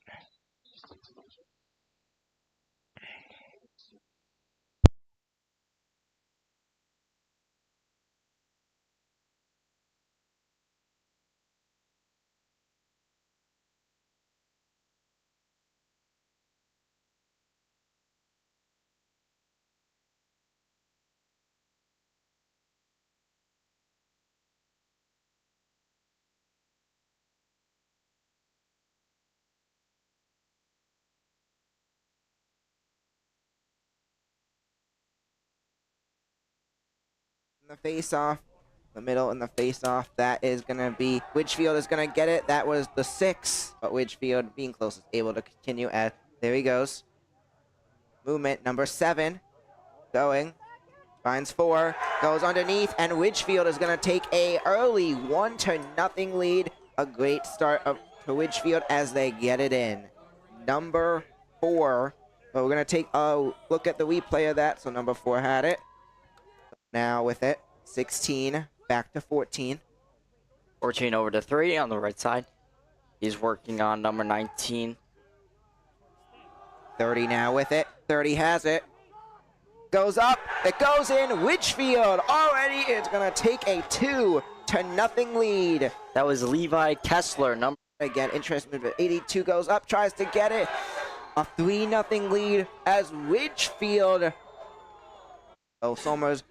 And a big reason why Widgefield has been able to score is these tip-offs. Somers needs to work on getting these tip-offs, and I think that would help them tremendously. But fortunately, as they go up, another one. Another goal. Wow. 14 up the middle of the field now.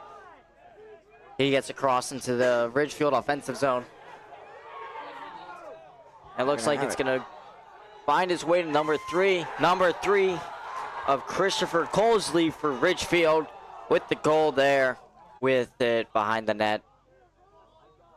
Really trying to get around his defender. He's going to pass it to Iglesias. Iglesias with a shot. Shot goes in. There's a reason why this kid is going to Notre Dame for this sport. Everyone versus Fox Lane this past Wednesday as Mayfield gets it back. But Somers was able to eventually tie that game up. They did lose, but... Oh, boy. And Matt Mayfield gets it in for the Tuskers.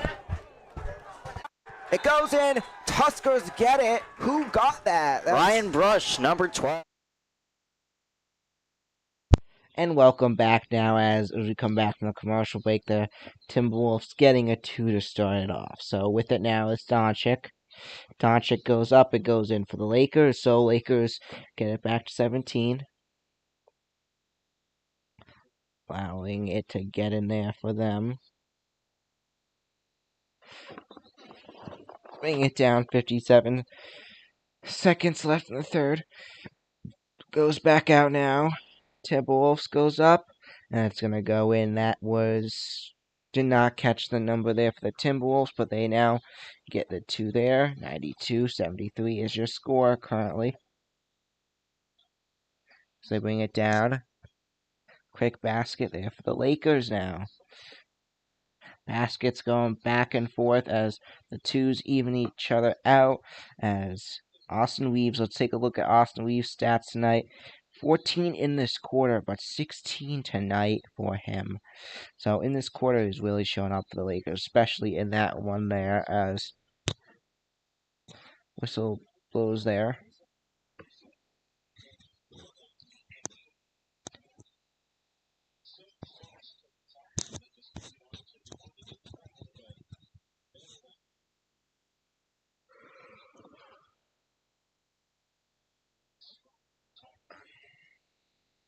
As we're now back in the middle. Back for the face-off. Tip-off.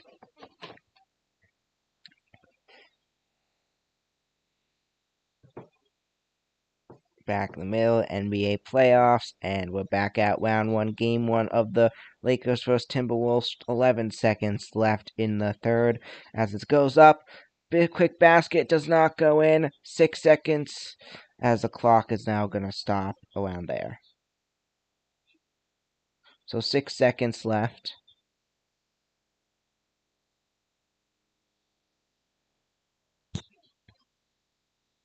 and clock stop there.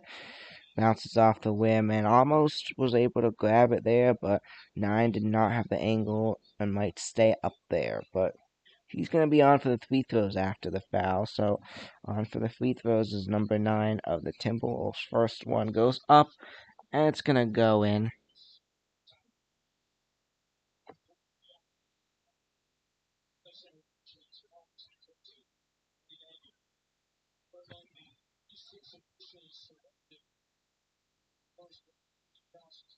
Now, second free throw. That one goes up. That's going to slide on in. So, Timberwolves now getting it back to 19. 6 seconds left now as 2 free throws go in. Now Doncic taking it as he's gonna let the clock run out to end the quarter. It goes in! Unbelievable! That was more than a half-court shot, folks. Unbelievable by Luka Doncic there. Are they gonna show a replay there? What a shot! That was like 2/3 of a court shot. Yeah, let's take a look right at the Lakers logo as time expires. Let it go a few seconds before it just slides right in there. What a play by Luka Doncic to get it the half-court shot as the time expires at the end of the third. That's going to be it for the third quarter. We'll be back for the fourth quarter in a moment.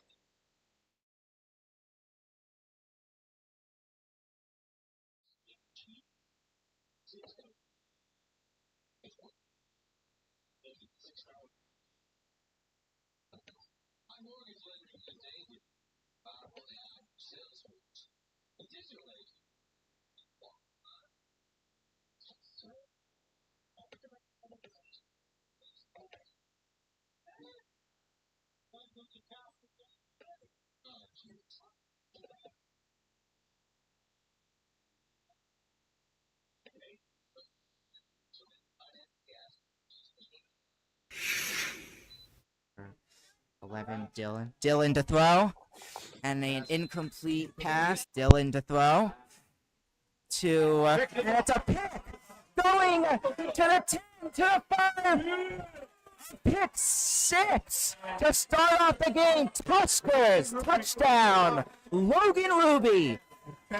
Holder kick is up and that was no good. And a bad snap.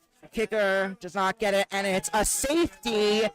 And Somers is going to take an 8-0 lead. How about that? A great start for Miguel. It looks like he's going to throw. Rush to deep and incomplete.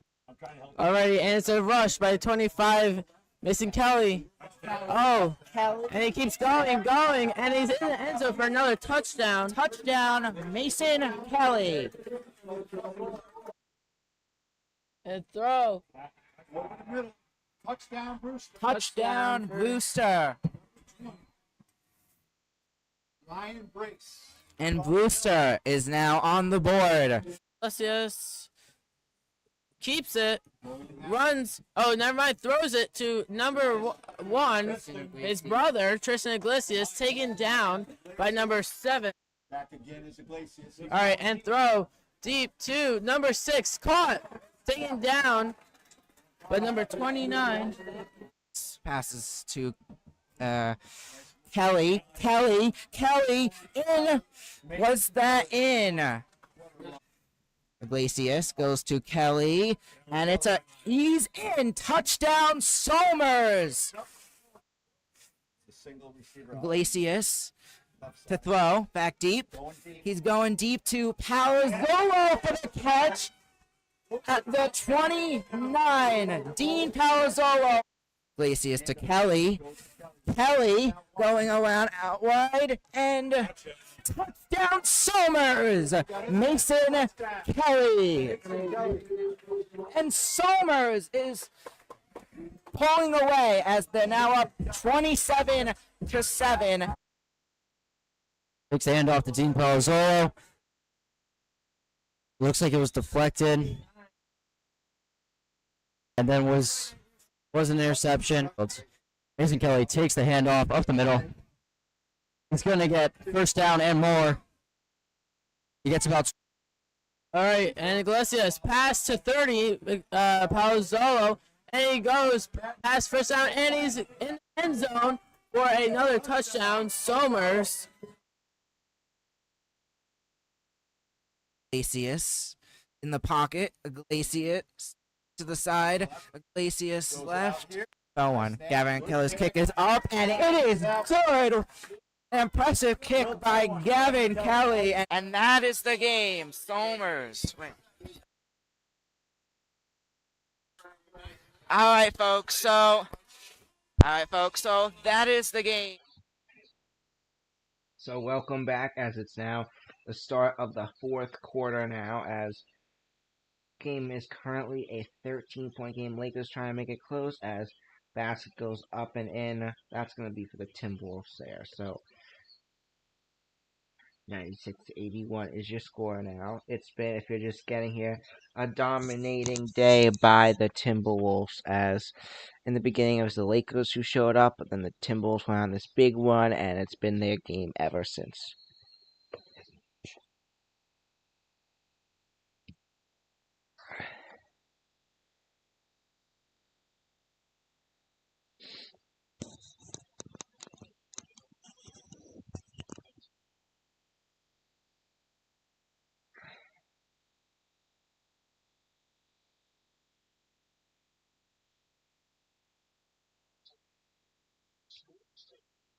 So Luka's first free throw is going to be up, and it's going to go in. After the basket, it's a 96-84 game.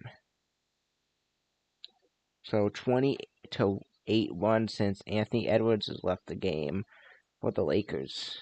Maybe there's a sign things come, but Edwards is now back in. So now Edwards with it. As it goes up, goes in for the Timberwolves. So Anthony Edwards back in now, but it's LeBron with it. Edwards with 19 tonight.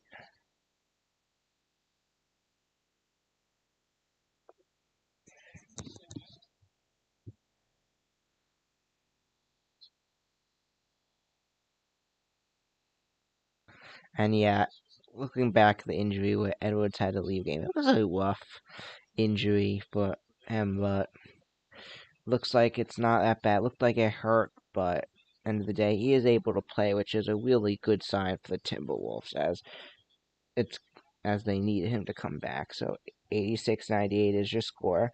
Luka Doncic, a great night for him, despite them losing. He scored 37 tonight, as Edwards with it. Edwards goes back out. That's Randall who gets the three. Timberwolves knock the 100, and they have 101 on the night.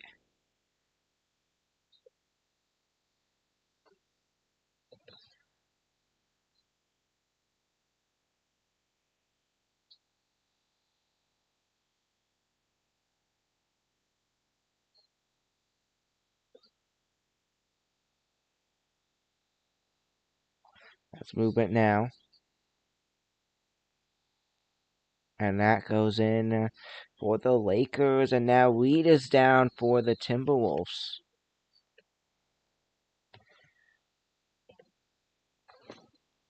So we now down for the Timberwolves on the ground, face down, and he looks like he something may have happened there. The staff's checking on him currently, and we go to a commercial break, and we'll be back in a moment.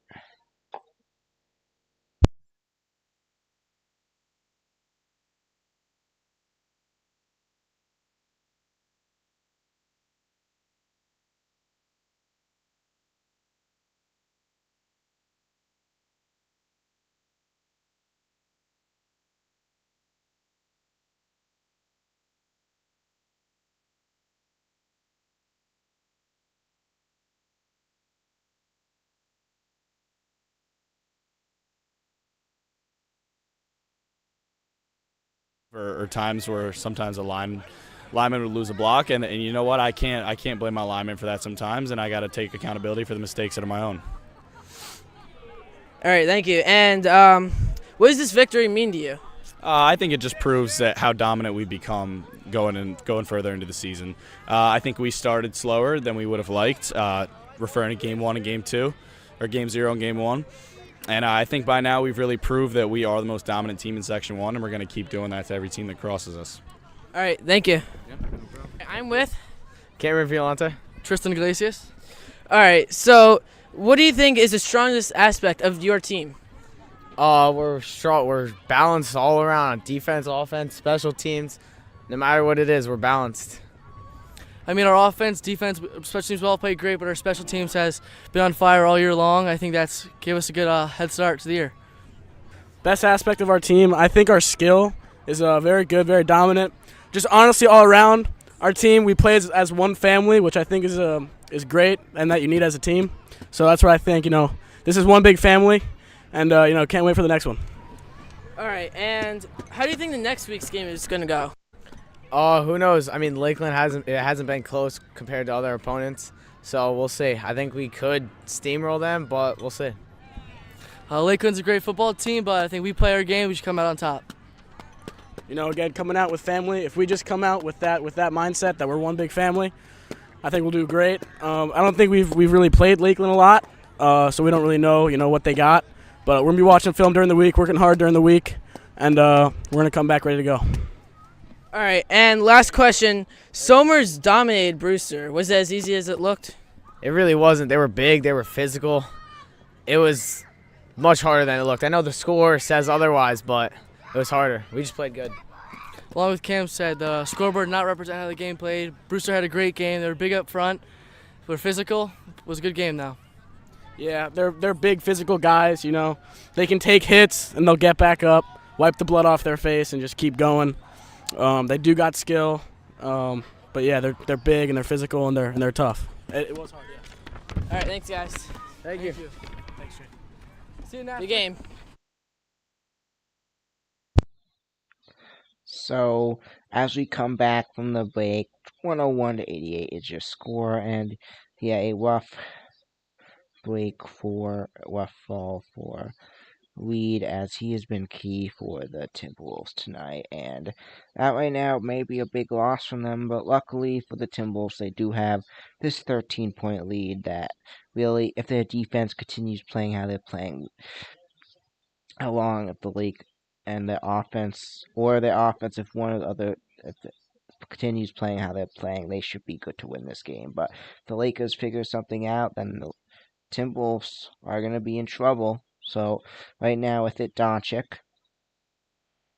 with it, taking it, goes up for the basket, no good there. Basket does not go in there as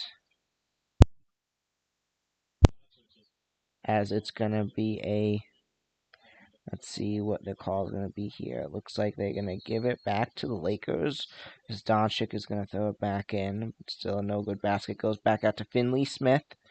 Finley Smith with it, finds Doncic.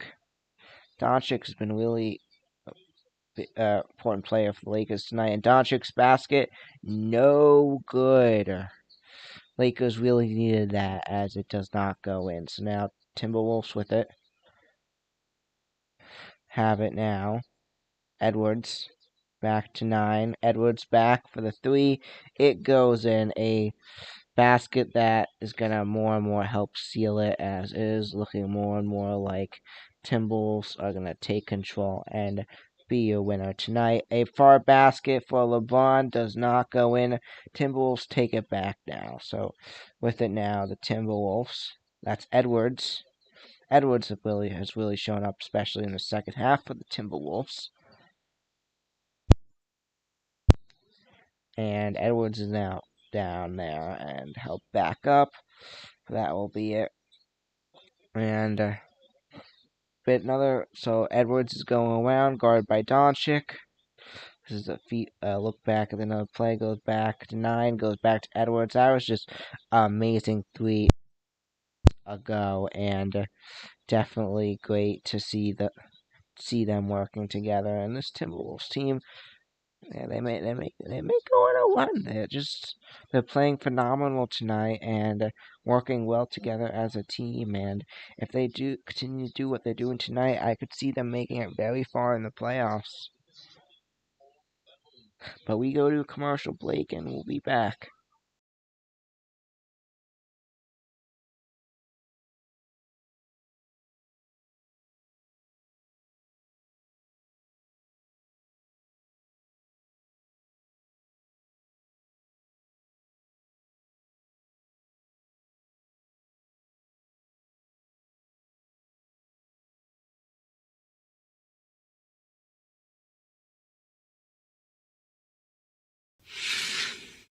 Glacius is gonna throw.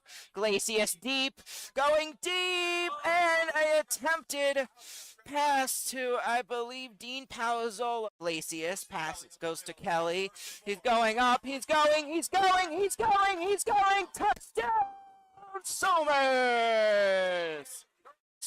Mason Kelly and Somers will take a 6-0 lead. Turn is Palazzolo.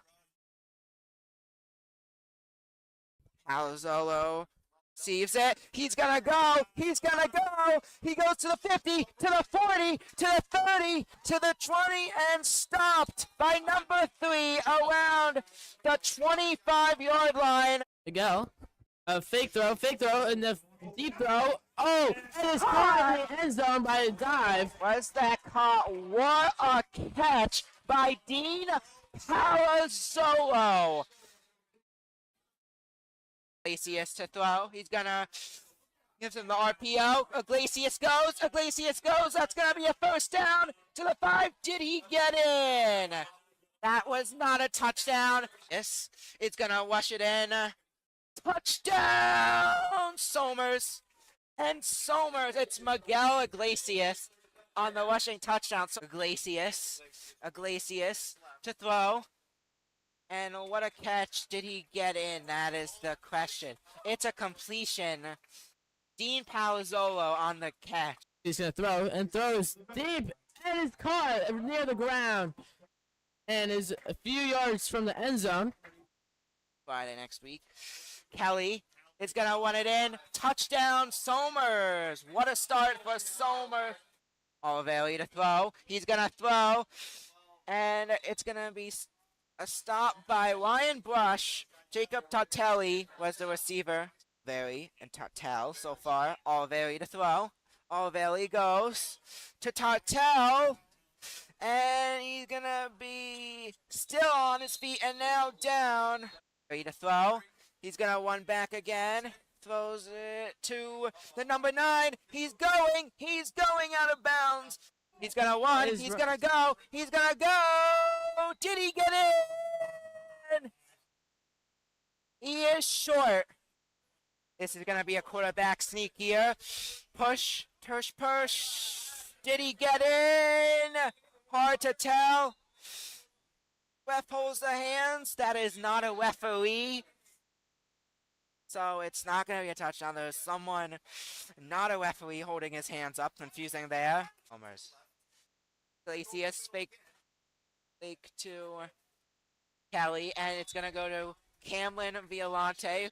Goes incomplete. And it's going to be a turnover on downs. But t-shirt competition at our pep rally. Iglesias goes. Touchdown! Camlin Violante! What a play! Oh no, they're going to try to squeeze a play in. Oh. Welcome back as currently a 14-point game. And this is really the last chance for the Lakers here with 7:13 left in this one. So, coming back out now. Back out to 3.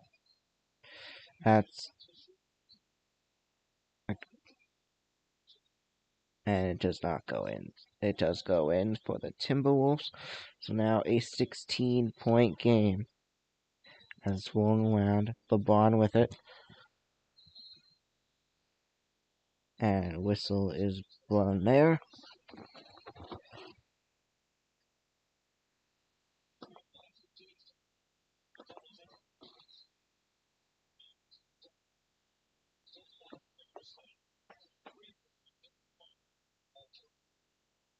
And yeah, so 106-90 is your score as this movement now goes back out, loses it, picked up by Weaves.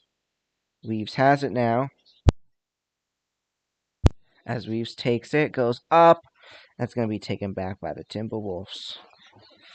6:32 left in this one. It is currently a 16-point game as there goes DiVincenzo back out to Wandle, the two buddies from the Knicks. Wandle with it. Loses it, but gets it back. Wandle going, loses it. Whistle blown now. It's 6:18 left. Now LeBron is down. LeBron looks in pain as he is on the ground currently.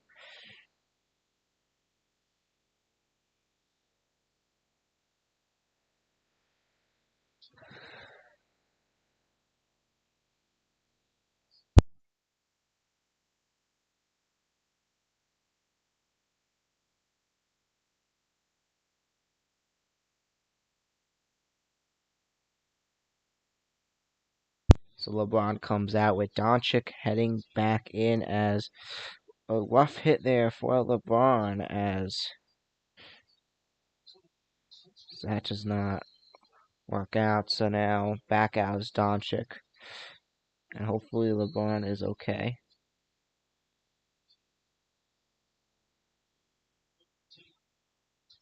As this movement around now. And it's going to be another foul for Minnesota as DiVincenzo comes on. Actually, it's going to be a foul against Minnesota. So Lakers with it. Goes back out to Finley Smith. Goes up, hits the rim, and does not go in. It's going back now. Heading back now. With it now is Edwards. Spreading around, Edwards with it. Goes up for the three. Does not go in there, so taking it back now is Luka. Luka with it. Heading around Randall. Luka back out to Weaves. Loses it. Ball goes out of bounds there, and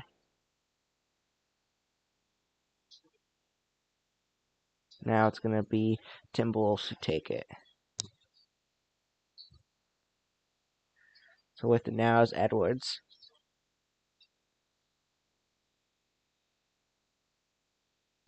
Edwards with it. Back out now. It's and up for the three. It's going to be the Timberwolves getting another one. 19 points is the game currently. As it goes up, does not go in for the Lakers. And the Timberwolves taking it back. Timberwolves looking to head to this win to start off the series. As there goes Edwards up for the basket. Hits the rim, does not go in. Taken back. It's going to be Doncic taking it back now. Goes back to Weaves. Goes back up 28. And ball goes out of bounds. And stay tuned as after this one, I'll be playing an interview. The interview will be with Somers varsity football coach, Coach DiMatteo, before we call it a night. After this game or whenever I call it a night for this game. So now with it, taking it down the field, and that is going to do it, folks. 21-point game, and folks, 111-90 will be your score. And that is going to do it for me tonight. So I want to thank everyone for tuning in, as it looks like, as it's a more than a 20-point game with 6 minutes to go. That's going to call for me tonight. I want to thank everyone for tuning in. And coming up in a moment will be interview with Somers varsity football coach DiMatteo. Stay tuned. Thank you. Have a good night. The Timberwolves look to take this one. If it gets closer, we will remain on air just in case. If it gets closer and comes a game, I'll be back commentating. But for now, it looks like the Wolves are going to take a 1-0 lead in the series. I want to thank everyone for tuning in tonight. Have a great night, everyone, and we'll see you next time.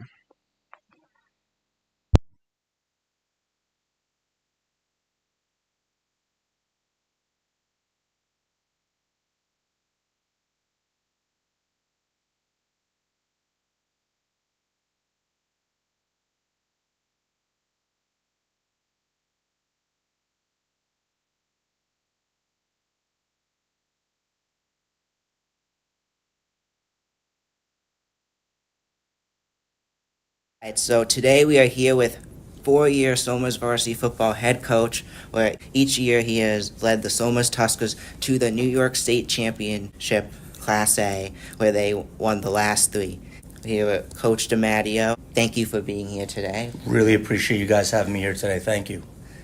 Let's get started. The first question we have for you today is, what inspired you to become a coach? That's a great question. A lot of people in my family are coaches, specifically my dad, my older brother, a lot of my uncles and cousins. So the sport of football is something I've been around ever since I was a little kid. I enjoyed the game a lot, not only as a player, but some of the bigger things that I think the game of football teaches young men, which is how to be able to handle, the daily life of an adult, which sometimes isn't very easy. And I think the sport of football at times is not very easy, and it was something I gravitated towards because I felt that it was a great way to impact young people to become better versions of themselves as they got older. And I just felt football was the best way to do that, and I wanted to continue the legacy of what my family had started. All right. And so everyone has to start somewhere. So where did you start, and how did you work your way up to being the head coach here? Well, I started as a counselor at my dad's camps when I was in high school. So before I was really had a job or did anything like that, I worked the block and tackle camp, which is something that I own now, over the summer, and I helped preseason. So I unofficially have been coaching since I was like 14. And I got my first start and as a varsity assistant here in 2008 when I was hired to become a PE teacher right out of college. And, I coached other things here and there. I was a JV basketball coach for a while, but I was the assistant varsity coach here for, 12 years, 13 years before I eventually took the job when my dad retired. That's great. And one question following up on that, how does it feel to succeed your dad as head coach here? It feels very good because, I looked up to him my whole life, and he really got this program going in the right direction, and I went through this program. So all these things that I'm talking to you about are things that I experienced as a player, and lessons that I learned as a young person, and things that I still hold a lot of value in today. So being able to take the job when he felt it was his time to retire and have success with guys that are very special to him and very special to me, and we all do it together, is something that I value a lot. Very cool. So you're telling us a little bit already, but what is your background in the sport of football? So my background is I actually started playing football when I was 6 years old. So my parents lied on my birth certificate, got me in the Eastchester Blue Devils, which was a youth organization down county where I lived before Somers. And it was just a game that I've loved ever since I was a little boy. And I followed it, high school, college, pro, just a big fan of the sport. I love playing it, and as you get older and your body can't really play the game anymore, it's not really a good lifetime fitness activity, right? Most of the kids that have played on this year's team will never play the sport again. So, I understood at one point in time I was going to have to transition to another piece of the game if I didn't want to lose it completely. So that's where my interest in coaching came in. Like, I'm going to have to stop playing this game at some point, so how else can I stay involved? And I felt coaching was the best. So, my background in football was, ever since I can remember having memories, I love the game. That's awesome. So how do you get your team ready? How do you strategize for each of your games? Because you can't go into each game with the same strategy. No, of course not. Every Sunday, we report to the school at 9 a.m. Unarmed the building. We're the only people here. And the entire staff, between paid coaches and volunteer coaches, about 12 of us, we go into the D wing where Coach Packard's room is, and we work on the opponent until we feel we're ready to go. And what that looks like is a lot of film work, a lot of busy work, breaking down film of the opponent, formations, tendencies that they may have on different parts of the field. Different people coming in and out of the game might trigger something that they may call. And we come up with statistics that support what we feel is best to do on game day. We make sure that we're all on the same page. And once those things are done, then we bring it to the kids and we coach them up. But there's a lot of legwork that goes into the game plan, specifically, the breaking down of film and the collaboration with colleagues. And what about coaching do you enjoy the most? I enjoy watching people in our program that are not considered to be stars from the jump find success in hard work and determination and find a role within the program and help us succeed. So a young man that potentially did not play a lot as a youth player or as a JV or freshman player, come up to us, find the weight room, transform their body, be coachable, be a good person, be a good teammate, do all the little things right, and then find their way onto the field and impact us in a positive way. Because I feel that right there is something that you can take off the field and find success anywhere if you have that mentality. So that's probably my favorite thing to kind of witness, is those types of kids that find success in the little things. All right. Good. And you talked about this a little bit already, but when did you start coaching here at Somers? So I was a student here. I went to Somers. We moved here in the 7th grade, so I feel like I've been here forever. But I officially started working here as a part-time PE teacher in 2008. And that's when I joined staff. And then I was at the middle school for a little bit, and then I bounced back up to the high school. But I've been working here since 2008. How would you describe your coaching style, and how does it affect the team's mission and culture? In today's day and age, I would probably describe my coaching style as a little bit of tough love, which I think, at times can be perceived incorrectly. But, we want to hold these kids accountable. And I think that's something that's very important, even outside of the football field. So when you do something right, I'm going to be the first person, and this staff's going to be the first group of people to praise you and let you know what you've done right. And if you do something wrong, we're going to be the first to let you know about it. And I feel that type of coaching kind of sets the standard for a level of accountability from top to bottom. And the kids understand from the jump that they have to check some boxes before they're allowed to put on a Somers jersey. And I think it affects the team's mission and culture. It places a level of importance on little things. Time management, making sure the equipment is out to practice on time, making sure the field is clean, making sure that kids are going to class and doing all those little things. It affects culture in a positive way because people fall in line. And when everybody has the same mission and the same goal, they start to kind of play for one another, and it creates a chemistry that, when done right, is very hard to beat. Yeah. And how do you keep those athletes motivated and engaged? It's a great question, and it changes from year to year because kids are different. Like the identity of each team these last 4 years that I've had the privilege of being the head coach here have been different teams. So you have to get to know the individuals that you're coaching. You can't just be someone on the side that's calling plays. So as much as there's a lot of stuff that goes into being a head coach that doesn't involve the kids on the team, it's very important to get to know them and understand what makes them tick. And sometimes it's an arm around their shoulder and let them know, next time's going to be better. And other kids respond better to a little bit more of an aggressive, tough love type of concept. So I don't think that's really such a cut and dry type of question. I think it varies from year to year. But, I think the other thing, too, is to let them know that you care. If they really believe that the staff and I care, then I think they're going to care as well. And I think we show that with the time that we put in. And the amount of effort that we give and practice shows them that we care. Now, we're not just telling them, but showing them. And then that usually, helps them to care as well. All right, so what was the toughest opponent this year to strategize against, and why? Oh, boy. I would have to say probably Rye. Ramapo of New Jersey, week 0, was a very tough game, but they had a new head coach, so it was very watered down, in terms of what we were going to be able to prepare for. Whitesboro was obviously very, very good, and they were very difficult to stop. They were in 56 different formations.